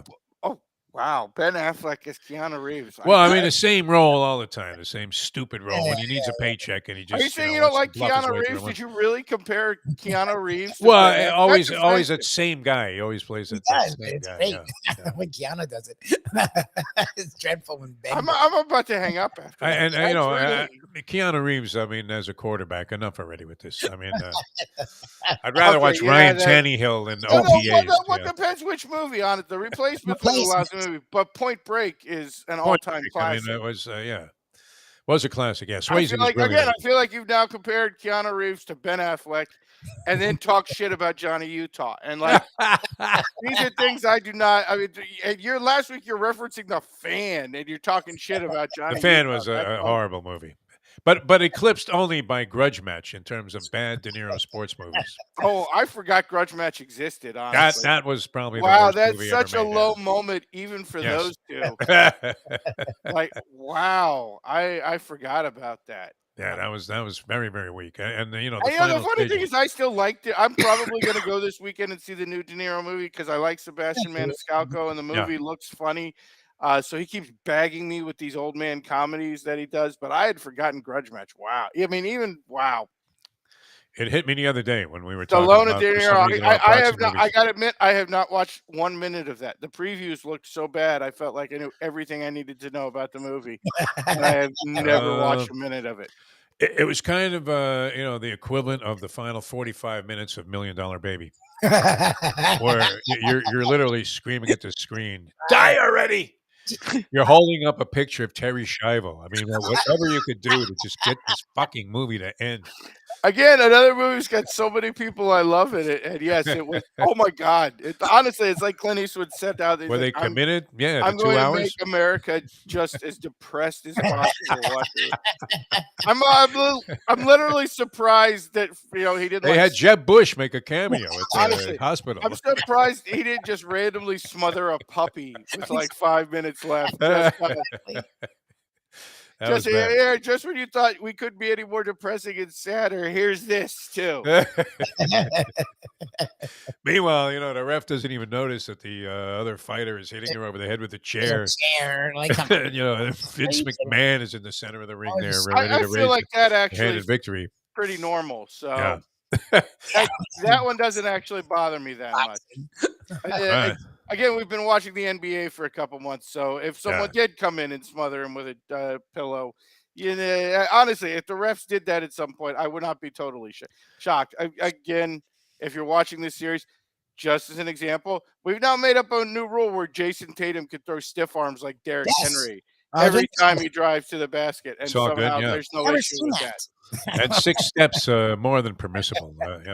Changing of pivot feet is not accounted for. And he's mad at me. Is Australian rules football still going? I mean, where are you going with Australian your rules degeneracy? Football is still going, but we do have another one we've been doing the last couple of weeks and been kind of hot with it, so we're going to stick with that, actually. And that is the USFL, and there are a couple games in the USFL we like this week. starting with the Birmingham Stallions laid 2.5 to the New Orleans Breakers in a big matchup in the South Division. USFL has been very offensively oriented the last couple weeks, and Birmingham is the hottest offensive team in the league. And so we're going to ride them, and we're going to follow that up with the Houston Gamblers, also laying 3.5 to the Memphis Showboats. Memphis probably the worst team in the league at this point, and Houston coming off a couple of big wins. So that is our USFL double. We're taking Birmingham and Houston. Birmingham laying 2.5 in Houston, laying 3.5 this week in the USFL for our picks of the week. Didn't they already play the championship game, or was that the XFL? That was the XFL. Okay. Yeah, it's a little weird because the XFL is basically all the guys who were playing in the USFL last year. Yeah. And now the USFL has started their season with a whole, not an entirely, but a largely new set of guys. How would you rate the quality of play there? I mean, is it still minor league level or what? I mean, it is, but it's high minor league level. Okay. Like a B plus. I mean, okay, all right. So they got it's been surprisingly good, particularly coherent on offense. Teams actually can run the ball a little bit. For whatever reason, compared to the other minor leagues, the offensive line play has been very solid in the USFL. And Andrew, that was your comment. Yeah, Jim Kelly is not actually playing. It's an entirely different set of guys. You've only heard of them if you follow small college ball, basically. Okay, and that was one of your things. Is that's where these kind of offshoot leagues, suffer. What was that there aren't a lot of quality offensive linemen. Period. Basically none. NFL, and this is where it really drops off the cliff. I mean, it's been that way in every minor league, but like I said, for whatever reason, it seems to be particularly coherent in the USFL the last couple of years. All right, that or maybe they're just signing terrible defensive linemen. He is caught up. Yeah, the D is like caught up. Yeah. They've actively let's make sure the defensive linemen are terrible so our quarterbacks don't get crushed. Now, am I not mistaken, or are there actually some fans in the stands at these games? That again was the XFL so far, not the USFL. The XFL, our theory that just anything The Rock does except that Black Adam movie, people will show up for. I mean, let's be honest. If you want to make fun of guys who basically seem like good dudes but do some terrible movies, The Rock. Yeah. I mean, I have been in a couple of movie theaters where The Rock has put out a real piece of shit, but the crowds are still just there. They love him, man. It's those teeth. It's unbelievable. What was the one? Was it San Andreas? Was the earthquake one? And I went. Oh yeah, that looked ugly. I mean, I went because Alexander Daddario ran around in the whole movie in a wet tank top, which is definitely a way you will guarantee me viewing the movie. But it wasn't just horny old dudes in the movie. It was a bunch of kids. And again, as bad a movie as you can possibly imagine. But people went and saw it, made a bunch of money because of The Rock. And people apparently you were hoping he was sitting right on the fault. That he would just fall in there in no abyss. No, again, he seems like a good dude. He just does. Oh, no, good guy. Seems like it's not his fault that most movies these days are just hot garbage. Yeah. All right, let's get into it. I don't know if you're ready, Professor. Well, I was actually a little worried because Lubie sent the message to bump me this morning. I wasn't bumping. And last time that happened, of course, I was on the radio and I got bumped for Carlos Mencia, which is probably the most insulting thing that's ever happened to me in my entire life. And at the time, we were doing the power rankings. So, given that it was Carlos Mencia, I expected to turn into Mind of Mencia and him go, hey, SA, today we do the power rankings like in Hispanic communities. Like when you grow up Latino, you do the power rankings because, Carlos Mencia, known for stealing the jokes and total lack of talent. So when I showed up this morning, I expected Carlos Mencia to be there and did, hey, we do the big board essay. We do it about refried beans. We do the big board of Mexican beers.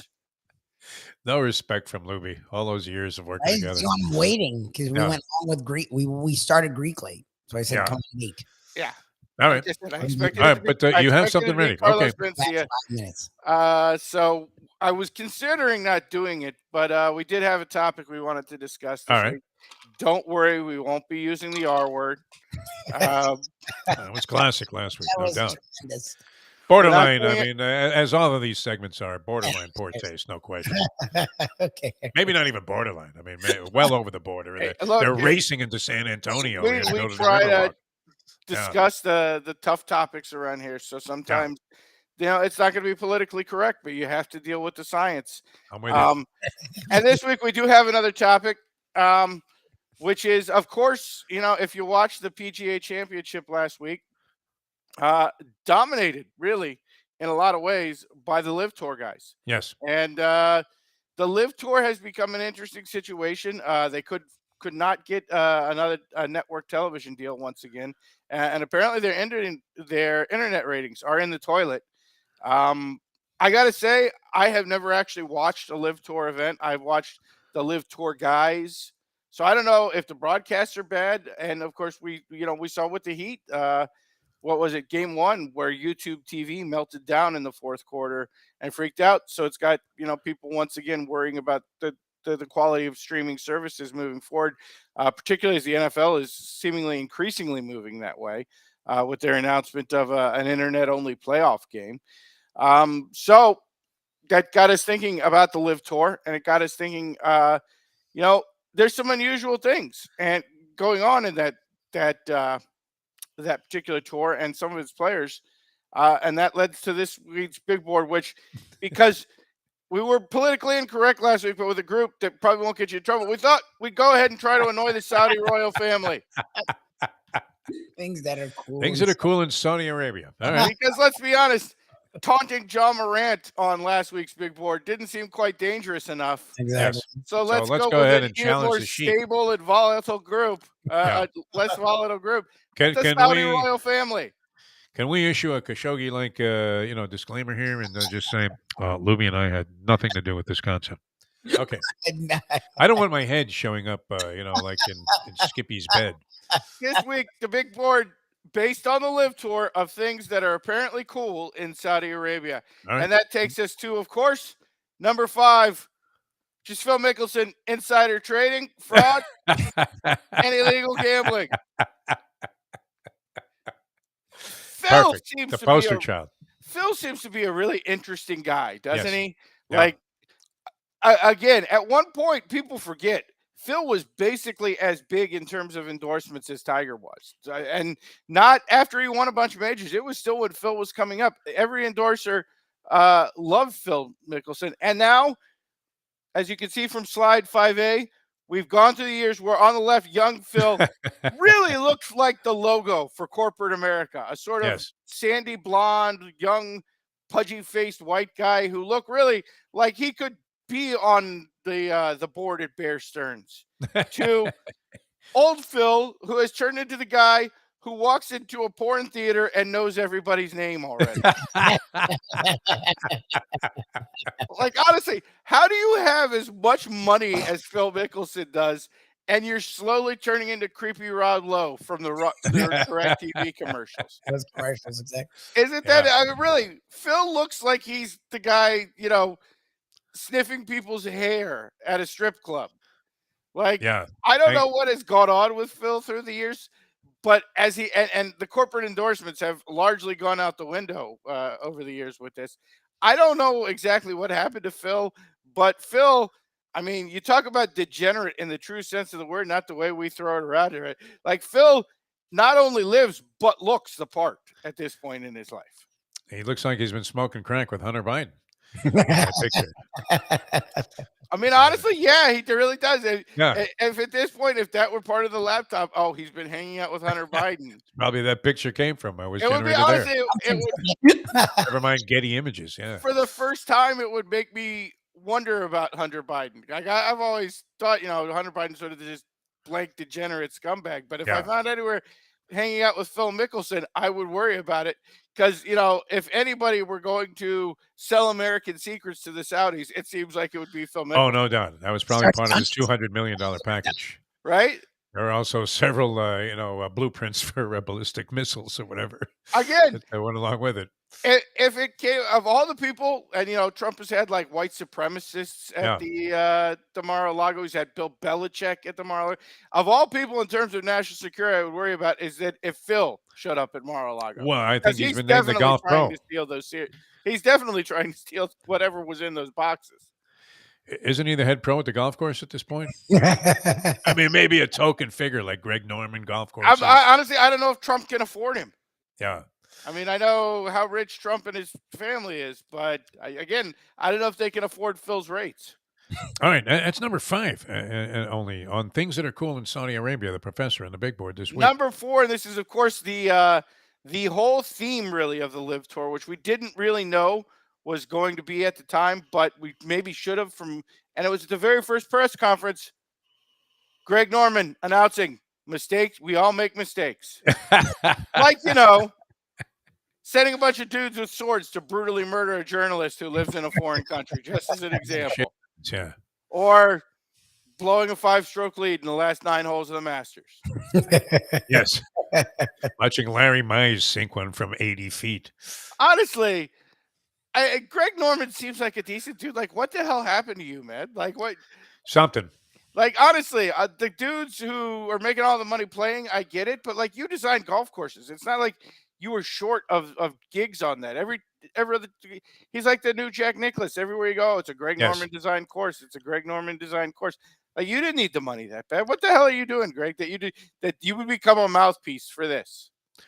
Well, at a time that Lubie got stiffed on the trip to Sandals in Exuma, that was to christen and promote a new Greg Norman designed golf course. I haven't heard this story, but okay.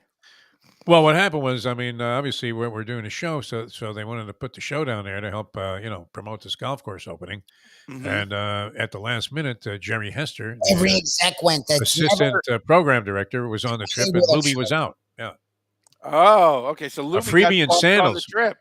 Yeah, where I walked into my room, Professor, and I'd been to these kind of resorts before, but had never seen anything quite like this. It literally looked like I had more booze in the room than Nick Cage in Leaving Las Vegas. Well, again, I could not believe how well stocked this room was with liquor. It's a Greg Norman sponsored event. It was probably being done to launder drug money or something along those lines. Not that Greg we would Norman, cast aspersions his way. No. Given who Greg Norman apparently likes to do business with, you'd have to wonder like what horrible group was sponsored. It's probably like an arms dealer paid to have the course built or something along those lines. It's probably Victor Bout. I like Greg Norman. He was kind of an interesting, engaging character with the Aussie accent and everything when he was playing, and the hat naturally was something of distinction. He played well, seemed to be very, amenable to, being gracious with the press and saying the right things. But wasn't it Chris Everett that was following him around at the British Open when he made that run when he was like 60? And he just turned his back on her, like after he lost the tournament. That was it. And I was thinking that's Chris Everett. I mean, that's sporting royalty that you're just kind of peeing on here. I mean, yes and no, because she's been married like 5 times, so she seems like she's got like a little bit of a pain in the ass factor, right? Oh, for sure. You think? I don't know. I'm a big Chris Everett fan. I think you have to make an assumption with at some of these points when it's like J-Lo. No one's denying that J-Lo might be the most attractive 50-plus woman in the history of 50-plus women. Yeah. But when the backup dancer leaves you when you are a super hot billionaire, like, you got to say maybe it's a me thing. When the backup dancer is willing to divorce you in that situation, you got to say, well, maybe I suck a little bit. Maybe there's a reason everybody ditches me and I have to run off to Ben Affleck once again. Yeah, probably far more fanfare surrounding J-Lo, though, and, all of the, things that you would have to deal with just to be hanging out with this woman than Chris at the time. Didn't Chris get divorced from some ski instructor? Didn't some guy be like, Andy Mill? Yeah, I'd rather go do lessons for $100 an hour than be around you. Oh, Chris Everett? No, but he still is very loyal and faithful to her. They have a nice relationship. Okay. Yeah. That was a good story. All right. So Greg Norman, number 4. We all make mistakes. Yes. And in Saudi Arabia, that's cool. They understand. We all make mistakes. Number 3. Such ugliness, yes. I'm not saying Cameron Smith's hair should be illegal, but I'm 100% saying yes, Cameron Smith's hair should be illegal. I gotta be honest. I was not aware they had white trash in Australia until Cameron Smith, but pretty much everything about the Australian people actually makes me think that Australia is in many ways like the Georgia of the world. Mississippi. Mississippi, yes. And nothing really illustrates that more than Cameron Smith's hair. And he's kept this hair. And I don't really necessarily understand it. Did you watch a hockey game from the 1980s and then be like, yeah, that's what I need to do. That's what Even Jaromir Jagr has given up this at this point. Yeah. Who are you, Derek long Sanderson? past time. Exactly. Yeah. And I actually like Cam Smith's game. We made a bunch of money on when we went to that tournament a couple of years ago. Yeah. But I'm trying to remember, was it the U.S. Open? Maybe it was last year. He won a major last year and then immediately went to the Live. Anyway, but I don't even know what to say about this. Like you have millions of dollars and this is your haircut. That says something about your character. It's one thing you're a 60-year-old Miguel Angel Jimenez. And you got the little ponytail, but again, that was a little ponytail, and I did not like that either. I thought that was, again, it was a little strange. Yes. There's some things in life, stereotypes are stereotypes for a reason. Never trust a guy with a ponytail. Yeah, it looks like he's selling leather jackets in Tijuana instead of on the PGA Tour. No, well, look again. For a little while, America loved Steven Seagal, and look what Steven Seagal has done with that. He moved off to Russia. He's Putin's best friend. A spy, yeah. Apparently, they just pay him in borscht from the size of him these days. I don't even know what to say. That's why you don't trust people with ponytails. And again, I'm not saying Cam Smith, it's not a ponytail. It's just a full-on mullet. Yeah, but again, this says something. Like honestly, if it comes out that Cam Smith is poaching koala bears and breeding illegal snakes at home, he's got the haircut for it. That looks like he's all about that life. Selling ostrich eggs. Yeah, great. Well, no, I mean, look, there's some other like again, not the most physically imposing member of the tour. There's a bunch of dudes that are big, bulky guys. Cam Smith is the one I don't want to fight. That's a dude who will bite your ear off there. That's a guy who will gouge your eye. Yes. Look at it. He's the villain in Crocodile Dundee. That's a man who carries a frozen can of natural light to whop you over the head with and talk shit to it. All right, number 3. I don't know if Foster's makes like an offshoot of trashy beer to service the white trash portion of Australia. Yeah. But if they do, Cam Smith definitely endorses it. What is the Bush beer of Australia for some kind of Foster's? All right, number 3, Aussie white trash hair. This is things that are cool in Saudi Arabia. Number 2, bulimia and steroids. What the heck? I mean, honestly, Bryson DeChambeau, this whole story, of course, we remember him when he was young and skinny. Yes. And on the right here, we see what happens when you eat horse hormones for 6 consecutive months. And on the left, I don't even know what this story is because he's now saying I lost 24 pounds in 18 days. And I asked about it, he goes, oh, that was just water weight. Well, trust me, Bryson, as someone who has done a lot of diets over the years, if you lose 24 pounds of water weight in 18 days, that ain't your diet. You need to go see a doctor. Yes. That's the cancer diet at that point. I was going to say the AIDS diet. I mean, that's Tom Hanks more politically correct. The late part of Philadelphia diet. Yeah. I don't know that ain't normal. 24 pounds in 18 days. I don't care what the hell. That's not a diet. That's an eating disorder. Honestly. Yeah, he was a factor there though in the PGA tournament, right? Yes, and then he got tired and didn't play well the last 2 days. Yeah. Probably because he's in the outhouse puking between sticking his finger down his throat between every hole. The Payne Stewart hat was his lone distinction for a long period of time. Yeah, again, I haven't been to a golf tournament live since like the 1980s. Yes. What do they have the porta johns between holes? What happens if a dude needs to use the bathroom while he's out there playing? I'm thinking they still have them. Yes, very much a part of the scene there. There's an area of technology where you think we'd have come further than we would. The Euro Club. I'm surprised it didn't catch toilets on in the PGA, where you pee into the shaft of the club. Remember that thing I was endorsing for a while? I did not know whether that 100% sounds like a Defo endorsement. Oh no, I'm just great, saying. Man. Of all the technology we have developed, this may be a business idea. We should talk to somebody. We should talk to the Duke or somebody along those lines who has the inventors on his side who we can talk to. How has not someone come up with something better than the Porta John?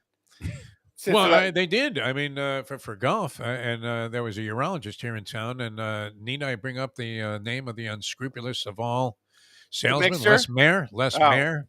Oh, no. Yeah, I don't know if you remember Les Mayer. I don't know I if you do came remember across this Les guy. Mayer. Yeah. I still don't put the mixture above Les Mayer. Well, I mean, he's in another category though. That was of a criminal nature. This, was at least semi-legit. Although, and the guy ended up on Shark Tank. I think Mark Cuban bought the concept because he thought it was such a hysterical joke that he bought it for like 50 grand off the guy. But of the improved porta potty. no, this was a thing where there was a plastic shaft on a club. It was called the Euro Club. Oh, and to avoid having to go into the woods and take a leak, which is one of the great pleasures in life. That you just whip it out in the middle of the course and pee into the club. You take out this what looked like a 7-iron and you piss into the shaft. But then think about the concept here. Where does the flaw lie? I mean, does it come in different sizes? and how bizarre would it be if you got stuck in there? You went Mandingo all of a sudden. If and you needed a driver. Yeah. But who would do this? I mean, and how obvious would it be? And had a little towel too. Who would do this? Phil Mickelson is definitely the one. Mickelson might be whipping it out on 14 and peeing into his club. I could definitely see. I'm surprised Trump isn't. But that's not what I'm talking shop. about, Defo. Yeah. Like, have you ever seen all the elaborate things they have for dogs and cats, so dogs and cats can pee in the house? Not like. Right. People entire fake yards constructed of space age material so the dog can pee. And it funnels off through 3 levels of gravel, so it doesn't.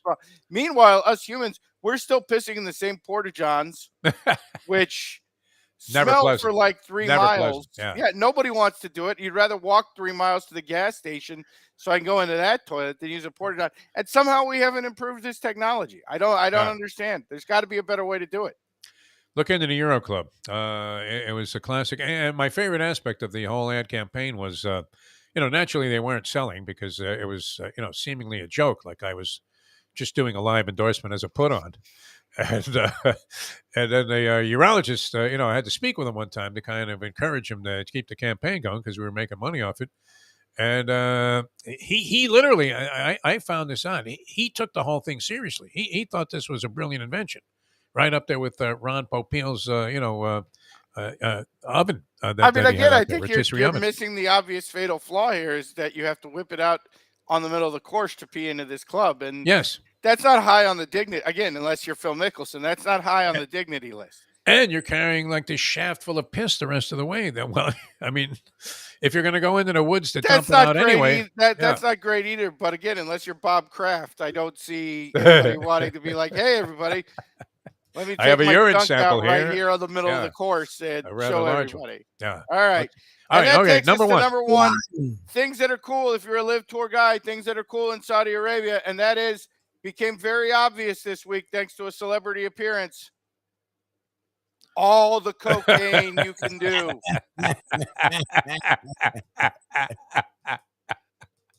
Yeah, Koepka did look a little out there, did he not? In that first game, he looked. Well, let's take a closer look at this because some people are not familiar with this face.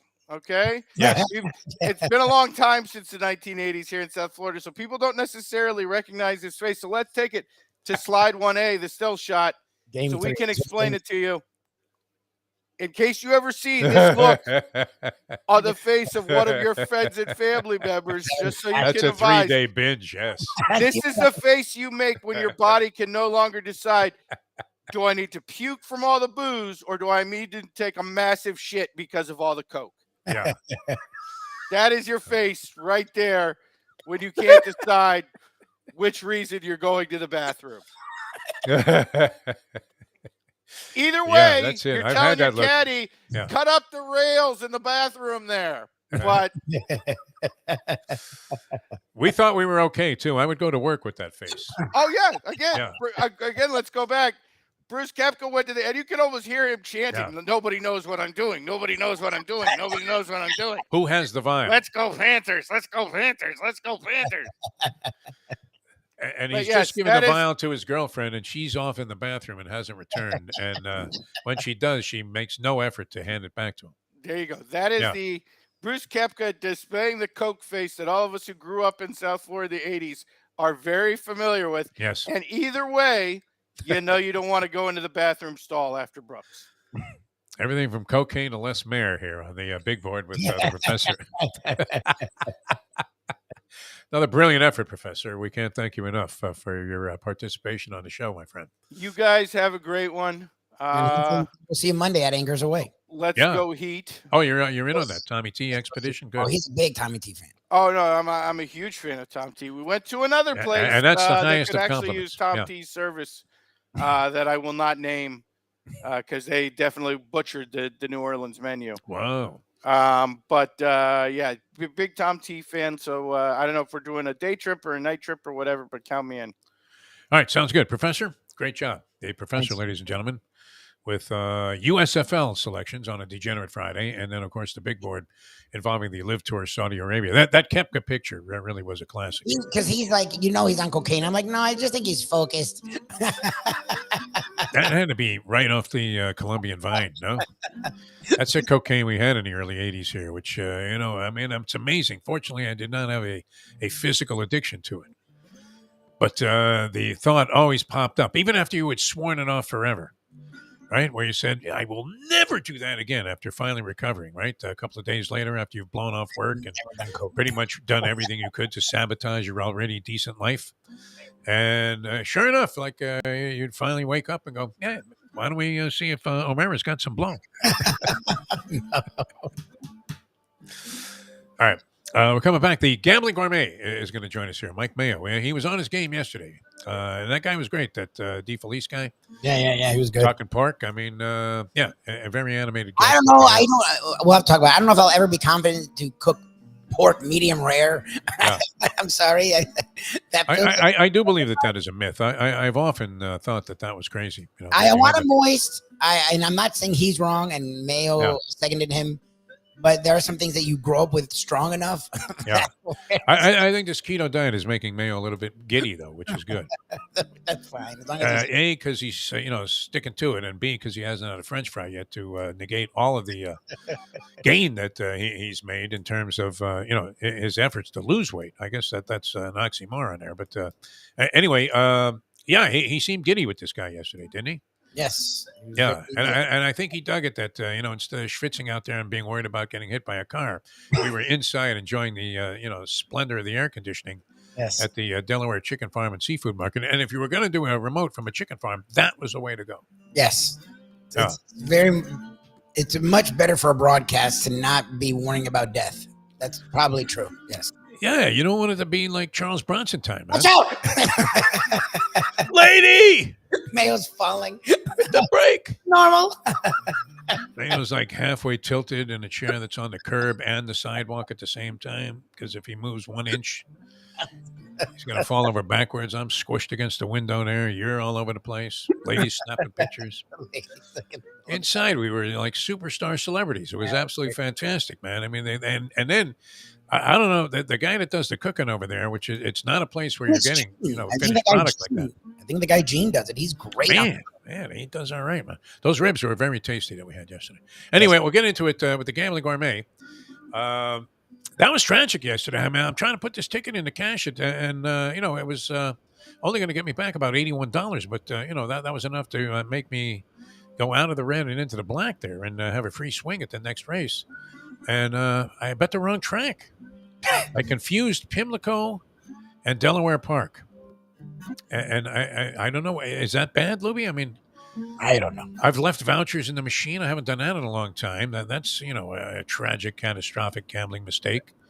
Bet the wrong, track through a teller, where the guy punched the wrong ticket. I never go to the pari-mutuel windows to bet anymore unless it's absolutely necessary, which is tough. But, those kind of mistakes maybe are signs, the beginning stages of degenerate dementia, no?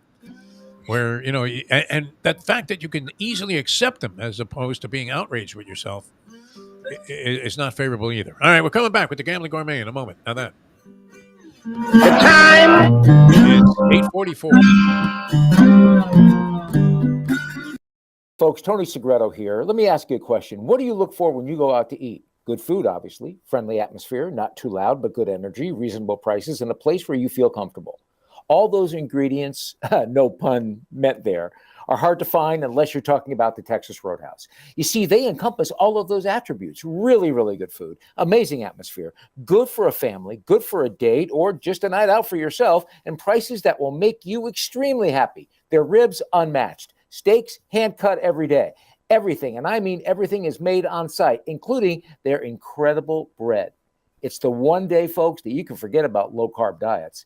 Trust me when I tell you, Texas Roadhouse, your restaurant, your destination when you say, where should we go and eat tonight? From the newly renovated sports bar to the beautiful bayside views captured at the Tiki Bar, Jimmy Johnson's Big Chill has it all. Located at mile marker 104, the Big Chill also offers waterfront dining while experiencing breathtaking sunset views of the Florida Keys. It's simply the hottest spot in the Keys to cool off. That's Jimmy Johnson's Big Chill at mile marker 104 in Key Largo. For more information, call today at 305-453-9066.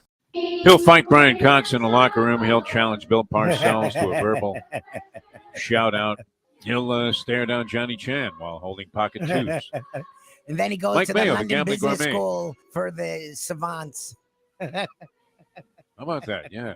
I will crush London your School hopes of and Finance. dreams with it. Mike Oh, Mayo, the gambling gourmet, joins us here. I do all those things, and I also crush your hopes and dreams with a 3-word text giving you the bad news about game one. Well, this was particularly brutal, and Michael. I thank you for doing that. The modern day odd couple, Defo and Lubie, are on now. It is, of course, the Defo Show. All right, welcome back to the show at Degenerate Friday here. Jeff DeForest, along with the great Mike Lubitz. Mike Mayo, the gambling gourmet, joins us here on the program. How's this sound now, Michael? Speaking of your capacity as a gambling gourmet. Chicken Parmesan Bouillabaisse a la vodka Fra Diavolo. That's a combo. Wow. Spicy breaded chicken Parmesan topped with a spicy Bouillabaisse melted mozzarella. Where's this? These are among the entrees. You have veal rollatini alla Tiana. Veal filled with spinach, prosciutto, and mozzarella, brown veal sauce over wild mushroom risotto. Where is this? This is All right, just hold the risotto, and that's keto friendly. I'm all over that. That's Where is great. this? Cheese. Yeah, prosciutto. I mean, are we talking about Cafe Ebola, or what are we talking? No. This Chef Bola's is a whole different thing. This is another place that's red hot in Atlantic City, though. We're planning some. We're planning some dinners there. Cafe 2825. Forget it. Forget AC Depot. Vegas, baby. We're going to Vegas unless Dallas wins 3 straight. But No, that's not happening. Man. They're not going to do it. Yeah. Vegas would be good. I don't know that we'd be able to make these arrangements on the fly, though. It'd be pretty tough. And Lubie's saying credentials are a no-go. And we were very discouraged yesterday by, you remember Sheldon G? Yeah. From the racetrack? I know. He can't Sheldon? get it done. Nobody can. Yeah, it sucks. The guy bet $500,000 on the Super Bowl. Yeah. And you can't get a couple of tickets to see the Kraken? Are you kidding me? Well, obviously he's not betting at the sports books affiliated with the whatever the Vegas Golden Knights sponsorships are. Any guy that's big can get you into anything else. Like you want to go see Bruno Mars, you want front row seats, you spend enough money in the race book or sports book or whatever, you're in, no? At this point, I'll just settle for an Italian fisherman pizza at the Big Chill. When does that happen? Well, we're working on that. It's on your bucket list. I heard you talking about, the fast approaching 72. The number is blinking. Oh, no. I made one of those items. mistakes. When was the last time you bet the wrong track? Yourself on a self-betting machine. I wasn't paying that close attention. I was just kind of screwing around. I had a dream about that the other night. Yeah. I was like, you ever have that when you have a dream and you watch the race and it's like an $800 trifecta, and then you go and you look at the ticket and you see it's for the next race at the same track. It's worse than dreaming that you peed. Yeah. And you were urinating on a brick not a wall. dream anymore, my friend. Wet bed is now de rigueur. Don't get to this point, Mike Mayo. We don't want to see it happen to you like it's happening to me. The total deterioration, breakdown, and dilapidation of what once was, not a great mind or anything by any measure, but at least I was able to, kind of think, along the lines that were favorable to me. Which now, I mean, look, that's a tragic mistake. There is it not? I mean, and I was stunned to see that I had done it. No, and it happens more and more as I guess the older you get. But go find a jellyfish and suck on it hard, or a predator. I or need to something go like swimming with Diana Nyad. I mean, That's it. you know, That's it. something Meanwhile, along those lines. What's happening with you? Can I go off on Jimmy Butler and his Yeah, guarantee? do whatever you like here. Is there anything It's your more spot. worthless now than one of these, overdone, trite guarantees? And what exactly is guaranteed? Is it a money back guarantee? Like if the Heat don't come through and if they fall on their face and lose these last 2 games, do we get to petition him for redress and say, okay, Jimmy, you didn't come through. I want $50,000, please. Refunds all gambling refunds losses. Of Yes. all the money line money I put on the Heat before game 1. What Well, does I it mean, were you mean? of the frame of mind at the Heat? I thought they would lose last night. I've been wrong did about almost too. every game, but And I was really the one. did. Yeah, no, and I was the one who texted Lubie 2 seconds in. As soon as that first Over? sequence, I said it's over. And I said they're going to lose by 20. And that was just after the first up and down for each one, which it just But we've seen the Heat right the ship, though, after getting off to some poor starts in the postseason. But it didn't look like it was happening last night. No, I mean, if I could go on a Stephen A. Smith rant here, it's like Yeah. Jimmy B, Jimmy Buckets. This is the point now. Remember first round where everybody's going off about his 50-point performance and, this is the greatest individual performance in Heat playoff history. And I said, okay, yeah, if you just look at the numbers and the stat line, yes, maybe. But if you look at the context and significance, Jimmy Butler, now is the time you got to drop a 50 on the C's. In Where is that 6 guy? at home? You're waiting for Or He if you disappeared. want to be really dramatic and pull a LeBron from the game 6 in Boston, well, you want to one up him and wait until game 7 and do that in Boston. I don't think anybody wants you to do that, but if you want to go down in the annals of Heat playoff, all-time greats, this is the time Jimmy Butler's got to step up and carry this team, because no more of this garbage where these undrafted bench players are the ones who are actually like taking all the shots and making all the action, and the offense is running through them because, and this is where Professor has it absolutely right, because fat fuck Lowry just is Listen to you. useless. I was gonna say when we had Ken on Mayo, it's funny. I had both of them in my ears. Ken at Landlubbers was all over Lowry, and then Mayo the other day brought up, "Oh, Lowry's gone back to being fucking fat, lazy Lowry," and I'm He's like, useless. "Not wrong." Oh. He's not wrong. And if Scathing Bam indictment stops, by Mayo. if Bam stops going to whatever, it was just like the way that there was that one sequence there in the first quarter where I was watching over my shoulder at the poker tables at Mardi Gras last night. But How'd you make out there? That's even more don't important. even get me started on this. All This is just, but I had a huge pile of Lost chips. the and pocket twos. No, a guy with a queen 10 suited. I have pocket queens. And you know what happened, Defo? I got cute and I tried to suck him into the hand. And then there's 2 diamonds on the flop. And then he hits a 10 on the turn. I go all in for my last 25,000 chips. And he's holding a flush? And no, he's sitting on trying to make a flush, and he calls it like it's nobody's, because he had me covered in terms of he had like 60,000 chips. I was down to my last 30,000 chips when I pushed all in. And of course, he hits the fucking diamond on the river. So that made me I a hate little that. bitter. Yeah, no, but that's a earlier sad end. in the tournament, when I looked over my shoulder, and there's that sequence where the Celtics passed the ball 18 times, took 3 shots, got 2 offensive rebounds, and it was just boom, boom, boom. And then every time they took a shot, the Heat never even could get the rebound. I was like, they got no shot today. Yeah. They're not working the boards. They're not doing anything. They're not playing D. Looked and the weak. Celtics looked like this well-oiled machine where they were just playing tic-tac-toe with the ball. And I was like, all right, so this happens on the road, and now it's all down to the pivotal game 6. This becomes highly pivotal, does it not? I mean, as pivotal as game 7 would be under the circumstances, because you're thinking, should the Heat lose this one, they probably lose the series and go down as that one team. It's only happened, I think, 3 previous times that a game 7 has actually come about after a 3-0 lead was established. Yes. And Lubie and I were saying that a lot of these series, that would make sense because a lot of these sweeps and losses were accomplished by teams that, were badly mismatched, where you had a 1 versus 8 seed. I mean, this includes all rounds of the playoffs, not necessarily. Here's what I want to know of those 3 that went to game 7. How many? And again, the Zero You know, resulted in victory Some for of they the all team. were. no. I'm asking about how many of them were home and how many on the road. Of those That's the three, thing. with Don't those know. 3 Yeah. home games that they finally got the closeout that it took them to Game 7 to do it. Because I don't know Could be. if the Heat's going to be the first one on the road with the Game 7. They don't That's wanna- not a place you want to be. No, So, I Oh, don't think they want to, ever see it get there. So, no, hey, you know what? it would take a reverse. I mean, there've been weird total reversal, 180 reversals of form, though. From the first 3 games and almost 3/4 of the fourth game, and now the last. You were talking about the whole quarter thing being a big joke, but truth be told, I mean, the last 6 quarters have been so dominant in favor of the Celtics that you're thinking, that they've turned the tables in this thing. look, we all figured that this, might happen, that the Celtics would find their groove and start doing stuff. But now it's just a matter of, is the Heat, can they summon what they found in those first 2 rounds? Again, nobody figured that they would just wipe away the Bucks like they did in 5. The Knicks turned out to be too troublesome, and those first 3 games against Boston were like a dream. And now, obviously, it's.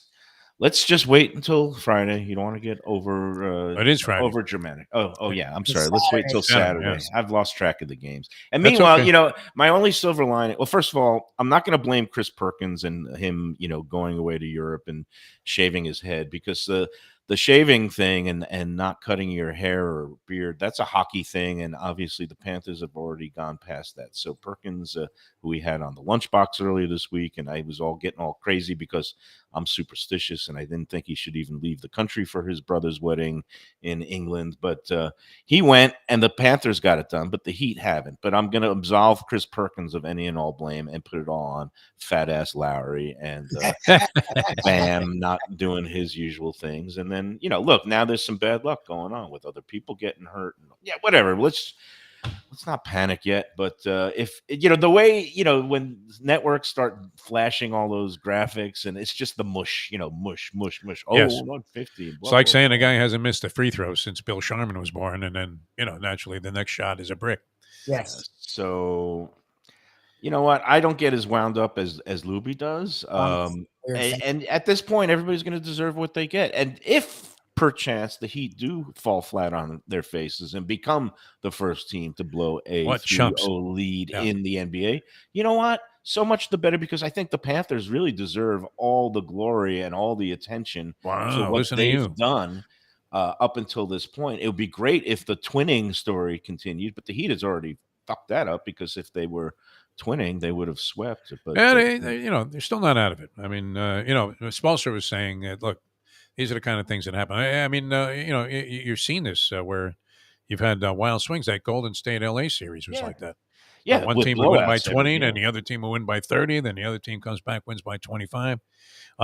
This sounds right up your alley, on the bone. You have to come on this trip. Cafe 2825. No, I don't have to. There's plenty of good Italian restaurants here. Glazed, hand-sliced, brined, thick-cut pork chop. Now roasted, we're mild pork cherry chop. peppers. Cook that medium rare, please, so it's a little bit of pink in the middle. How about veal chop bolognese fra Diablo? Christopher That great. How about that? Protein specialist. I was just spicy breaded chop, parmesan, spicy bolognese, and mozzarella with diced long He's like hots. doing the Kentucky Derby thing. You're filibuster on the menu. I want to I'm talk trying to about get you excited about coming to Atlantic City here by enticing you with you can almost Here's what sniff the aroma of this fine food. Table 2825, all the rage. So I'm in Atlantic City excited right now. about going to Gulfstream Park later today for our you have a usual horse? weekly visit. No, I've got a contest now. I'm coming up with the clues now. I got the restaurant, and it's a bygone restaurant, because Memorial Day, I figure we better memorialize a bygone You've been restaurant. featuring a lot of extinct restaurants, Mr. Always No, saying, Riggins Crab House last week, very Still much around? Yeah. alive. All right. All these restaurants. I guess the last Mother's few in New weeks. Orleans. Yeah, Mother's makes is sense. still alive. I don't know what planet you're on, Defo, but I feature a lot of A lot of live defunct restaurants. Yeah. No, a lot of defunct. no. In your mind, you'd love to talk about defunct restaurants. I don't do. know if you've been to this one. I'm going to give you one clue to start with. Okay. It would have been keto friendly, because not only were they known for like prime rib, and it was a very popular, very big place, but they started off weirdly. This bread service started off with also a bowl of cottage cheese. Oh, remember Jesus. a place that had It a wasn't bowl? Shula's Steakhouse then. I ruled that out. No, it was Yeah. not Shula's Steakhouse. All right, we'll Did you ever tease eat with one of that. those 48-ounce T-bones? No. No? No, they wouldn't You let weren't me in on the are you joint. on the walls of any restaurant besides having written reviews as having consumed their impossible thing to eat where you join like a rare club and they give Skyline you like chili 5 way every day for a week. No. How many of those could you eat? Could you eat more than one 5-way? If you get me going, I could eat the Skyline chili all day, but now Oh I my can't eat the God. spaghetti. Now I could just have the cheese and the chili. Yeah, you should just have the chili, the worst part of it. That's fantastic. Did I want to mention anything else? No, I No, don't think no, so. you're That's it. finished. I got nothing to give out. I mean, we're gonna have some. Oh yeah, the whole indoor outdoor thing. Yeah, Delaware chicken fry. If they're open to it, yeah, every time we're gonna be sitting Inside. Yeah, no. inside. As It's a long new as it didn't summer viewpoint. obstruct their operations too bad. I felt badly because so many of those, customers that came in that looked like they were just drooling over the plates, and I felt like just distributing some of the ribs. But Lubie looked like it was like going to be giving away his firstborn. He was like a hurt puppy. I just don't want to get into that because see, you're new to this. Once you open the door, schnorrers, chronics and schnorrers, they will follow you everywhere. Which I don't mind attention to a restaurant. I don't want attention to us because then they're just getting in the way of the broadcast. Right. You don't understand. Once you engage back with the conversation, that's when they linger and don't leave. And it's like when Sonny Hirsch used to talk to the fans, and you couldn't hear the fan answering off air, and you're thinking, this is really an asset to the broadcast. Yeah, I mean, they're like, who the hell is this guy? We have no idea you're talking to. And they to. sit there and they're picking at the food. No, you want to give food away? Go. I want to guys showing Mayo pictures of his kid in college. Yeah. I want to make him eat it with no napkin, and I want to make him eat it on the camera. Those were messy, but a nice kind of messy. Nice sauce. I don't want him standing off camera yelling at us. I guess the question today at Gulfstream is: do we want to now? I guess because it's rainy season, maybe try to get Joe Beja is back. I would like to move inside there too. Well, he can get us a outdoor covered table. No. Just move inside there, Mike Mayo. Well, I don't know if we can. It's not like there are a zillion people gathered around the broadcast there going, wow, I couldn't wait to meet you guys. Yeah, what? But we could be in the bowels of the place and do this. We're going to get there early today. We'll talk to Joe B. Maybe we'll set up. Find a room. I want atmosphere. I'm about showing off. Right. I don't want to be on that third floor because I felt like I was in a hermetic. No, that was isolation. I want an office. I don't want an office. But there's got to be a middle ground between dying and having Defo pass out and lose his place because oh my God, he's getting skin cancer. Like there's got to be a middle ground. No, I mean you talk about frying. Well, we loved being outdoors on the apron when it was the nice, winter season. That was springtime, my friend. And now it is the Royal Palm meat, and you have the rain threat all the time. Yeah. All right, we got to run, Mike Mayo. We'll see you down there at Gulfstream Park. A couple hours, Mike Mayo, the Gambling Gourmet. It's funny too because this menu is a very enticing menu too. Oh, it's a great menu. You in Atlantic City? Stuffed veal chop. What is this? Stuffed veal chop Valdostana, thinly pounded, filled with prosciutto, fontina, folded breaded mushroom brown sauce. Sounds amazing. You have to come. Yeah, Cafe 2825. It's supposed to be amazing. Enjoy. I don't know if I can get a reservation in there. They haven't called me back from Chef Bowlers yet, which they usually do, but. Maybe because I'm so far down the line. I'll give him another call, see what's happening. All right. Excellent. We'll see you guys at Gulfstream Park later on today. Mike Mayo's Lunchbox. Thanks for tuning in, everybody. A pleasure being with you. Thanks to the professor and the Greek for joining us. For Mike Lubie Lubitz, and have a great, a Memorial Day weekend. Because we'll be back with you on Tuesday with this show. Please, Jimmy Butler, forget Gabe Vincent. Forget fucking Caleb Martin. Forget Duncan Robinson. It's your team. There's no argument with this team. It's about you, Jimmy Butler. Please go and play. Please. The dipsy doodle moves are being stopped all of a sudden, though. He's pulling up lame instead of just going up and getting fouled or making an impossible shot. All of a sudden, he's twisting and turning and doing the quadruple head fakes. And, then he's stuck 1 foot in the paint, 1 foot out. Throws a ball to a guy who just decided to cut to the baseline, and it goes straight out of bounds. You're like, what? What is going on here? That was Meshuggah last night. All right, we'll see you at 12 o'clock today. Mike Mayo's Lunchbox as we leave you on that. The time. It's 9:04. Let's go to eat a damn snack. Look what they done to my show.